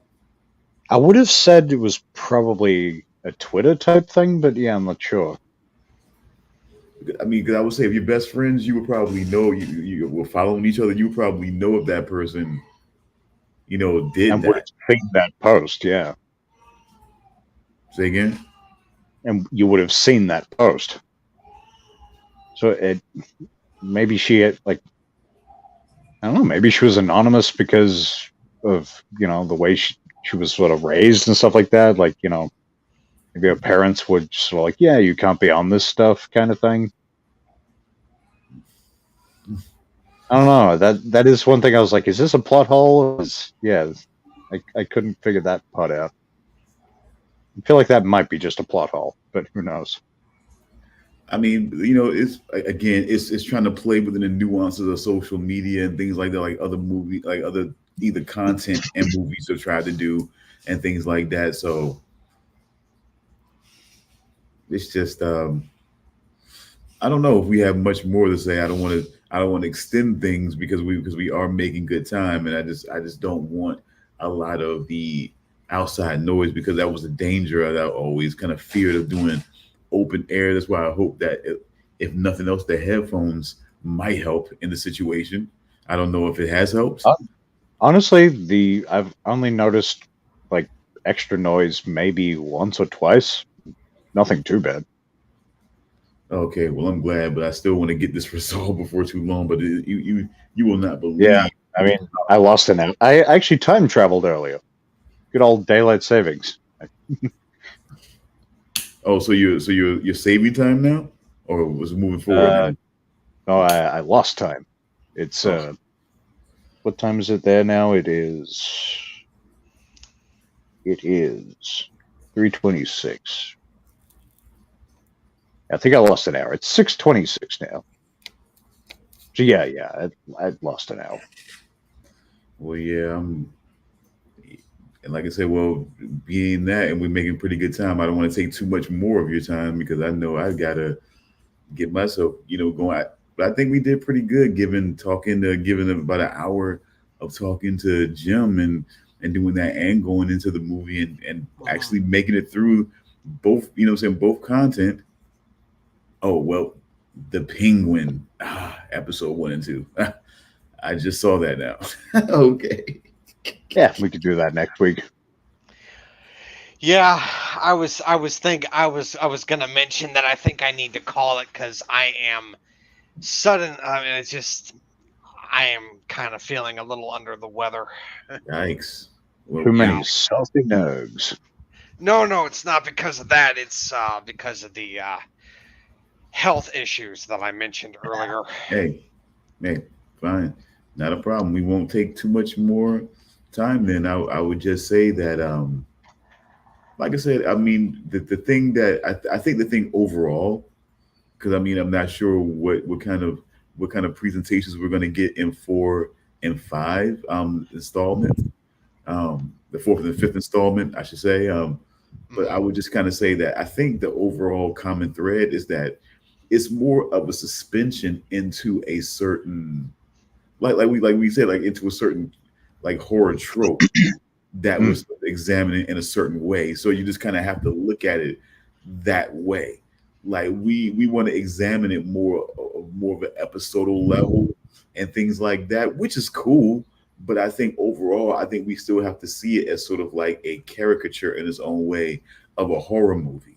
You just kind of extend it in episodal form and just dealing with the mistakes that people might make and things that people might do, you know what I'm saying, in certain situations, although trying to be smarter about it in certain ways. But we do have to understand that it is a horror movie and certain things are gonna point us in certain directions they're gonna point us into, and maybe if I had a thought about it that way, but they did a great job of serving up Kit as the main reason for the revenge kills. And with everything lining up the way it was, it really made you feel that way. So the mother being killed the mother committing suicide was secondary. It seemed like, it was part of something that was an ongoing chaos and saga of her marriage, and then this new thing kind of reared its head, and they were feeling attacked. So I mean, it was just but it kind of was secondary because it seemed like stuff was going on. It would seem, because I mean, I'm getting that right? Like things were happening before she committed suicide. Yeah, I would say so. There was that scene where she was like bringing her kids back to their apartment, and they walked on Kit getting a blowjob in the hallway of the apartment complex. No, what I'm saying is that killings within the family, you mean? No, what I'm saying, killings were happening before she committed suicide, right? No. I don't believe so. The only killing that happened before the suicide was Kit's murder and that was unrelated to what happened to the suicide. Yeah, because there were other killings because the detective tried to present them to the guy that killed Kit, but he had nothing to do with them. Okay, I'm just trying. Okay, so like I said again, if I had just I misplaced some things. I thought there were killings happening before the suicide happened. As far as from what I remember, I thought the only killing was Kit's murder. Yeah, as I said, the others were presented as being maybe this guy that killed Kit, but it was just some unsolved murders that they thought they had the right guy for. And completely unrelated to any of this stuff. Okay, now I know why. Now I know why I'm misplacing it. Now I know why I'm misplacing things. But I feel like I'm misplacing it. Okay, so the murder actually happened Halloween the year before. Okay, right on Halloween. But everything happened. So him being killed and everything happened. The picture got taken also on Halloween. So the process of that and the backlash and the hatred, even within the apartment complex, happened throughout that time leading into Halloween. So, so basically the killings were happening like real in that current Halloween, but we were getting a flood. Am I placing that right? I feel like it has to be more yeah, because you got Kit being killed, backlash for the tweet or whatever. Mother commits suicide. Then I don't know if they told us exactly when that happened, but then however many months later, you get to Halloween again and more killings. But it starts happening leading up to Halloween too. So, but how far before Halloween did that? Okay. Well, it's all the whole season is 24 hours.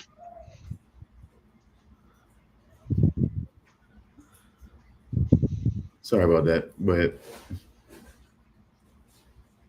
No, go ahead. No, I was done. I was just saying, the whole season's 24 hours. Yeah. Happens over the course of an entire day. It starts with I guess the night before Halloween leading into Halloween night. Or thereabouts. And that's when the murder starts. So then it was there was more of like a flashback leading up to Actually, no, wait, would have been it's morning to morning, I think it was. Yes, it was morning to morning. Yeah, because when they left the building, it was sunlight. So morning to morning. Mm-hmm. So 6 I guess a.m. the previous day to 6 a.m. the following day. Yeah, so I guess it would have been on Halloween, with the morning at the end being the next day. Oh no.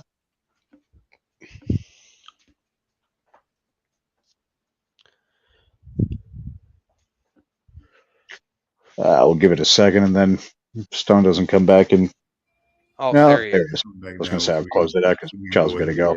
Yeah, no problem. Let's just go ahead. It's probably for the best all around. So no problem. Yeah. All right. Well, next week we got the Penguin episodes 1 to 3. Slasher. I can't remember the subtitle of season 4, but season 4. Yeah. Installment, but we're always going to disagree, aren't we? Installment. At least installment, season, series, whatever. At least all the things.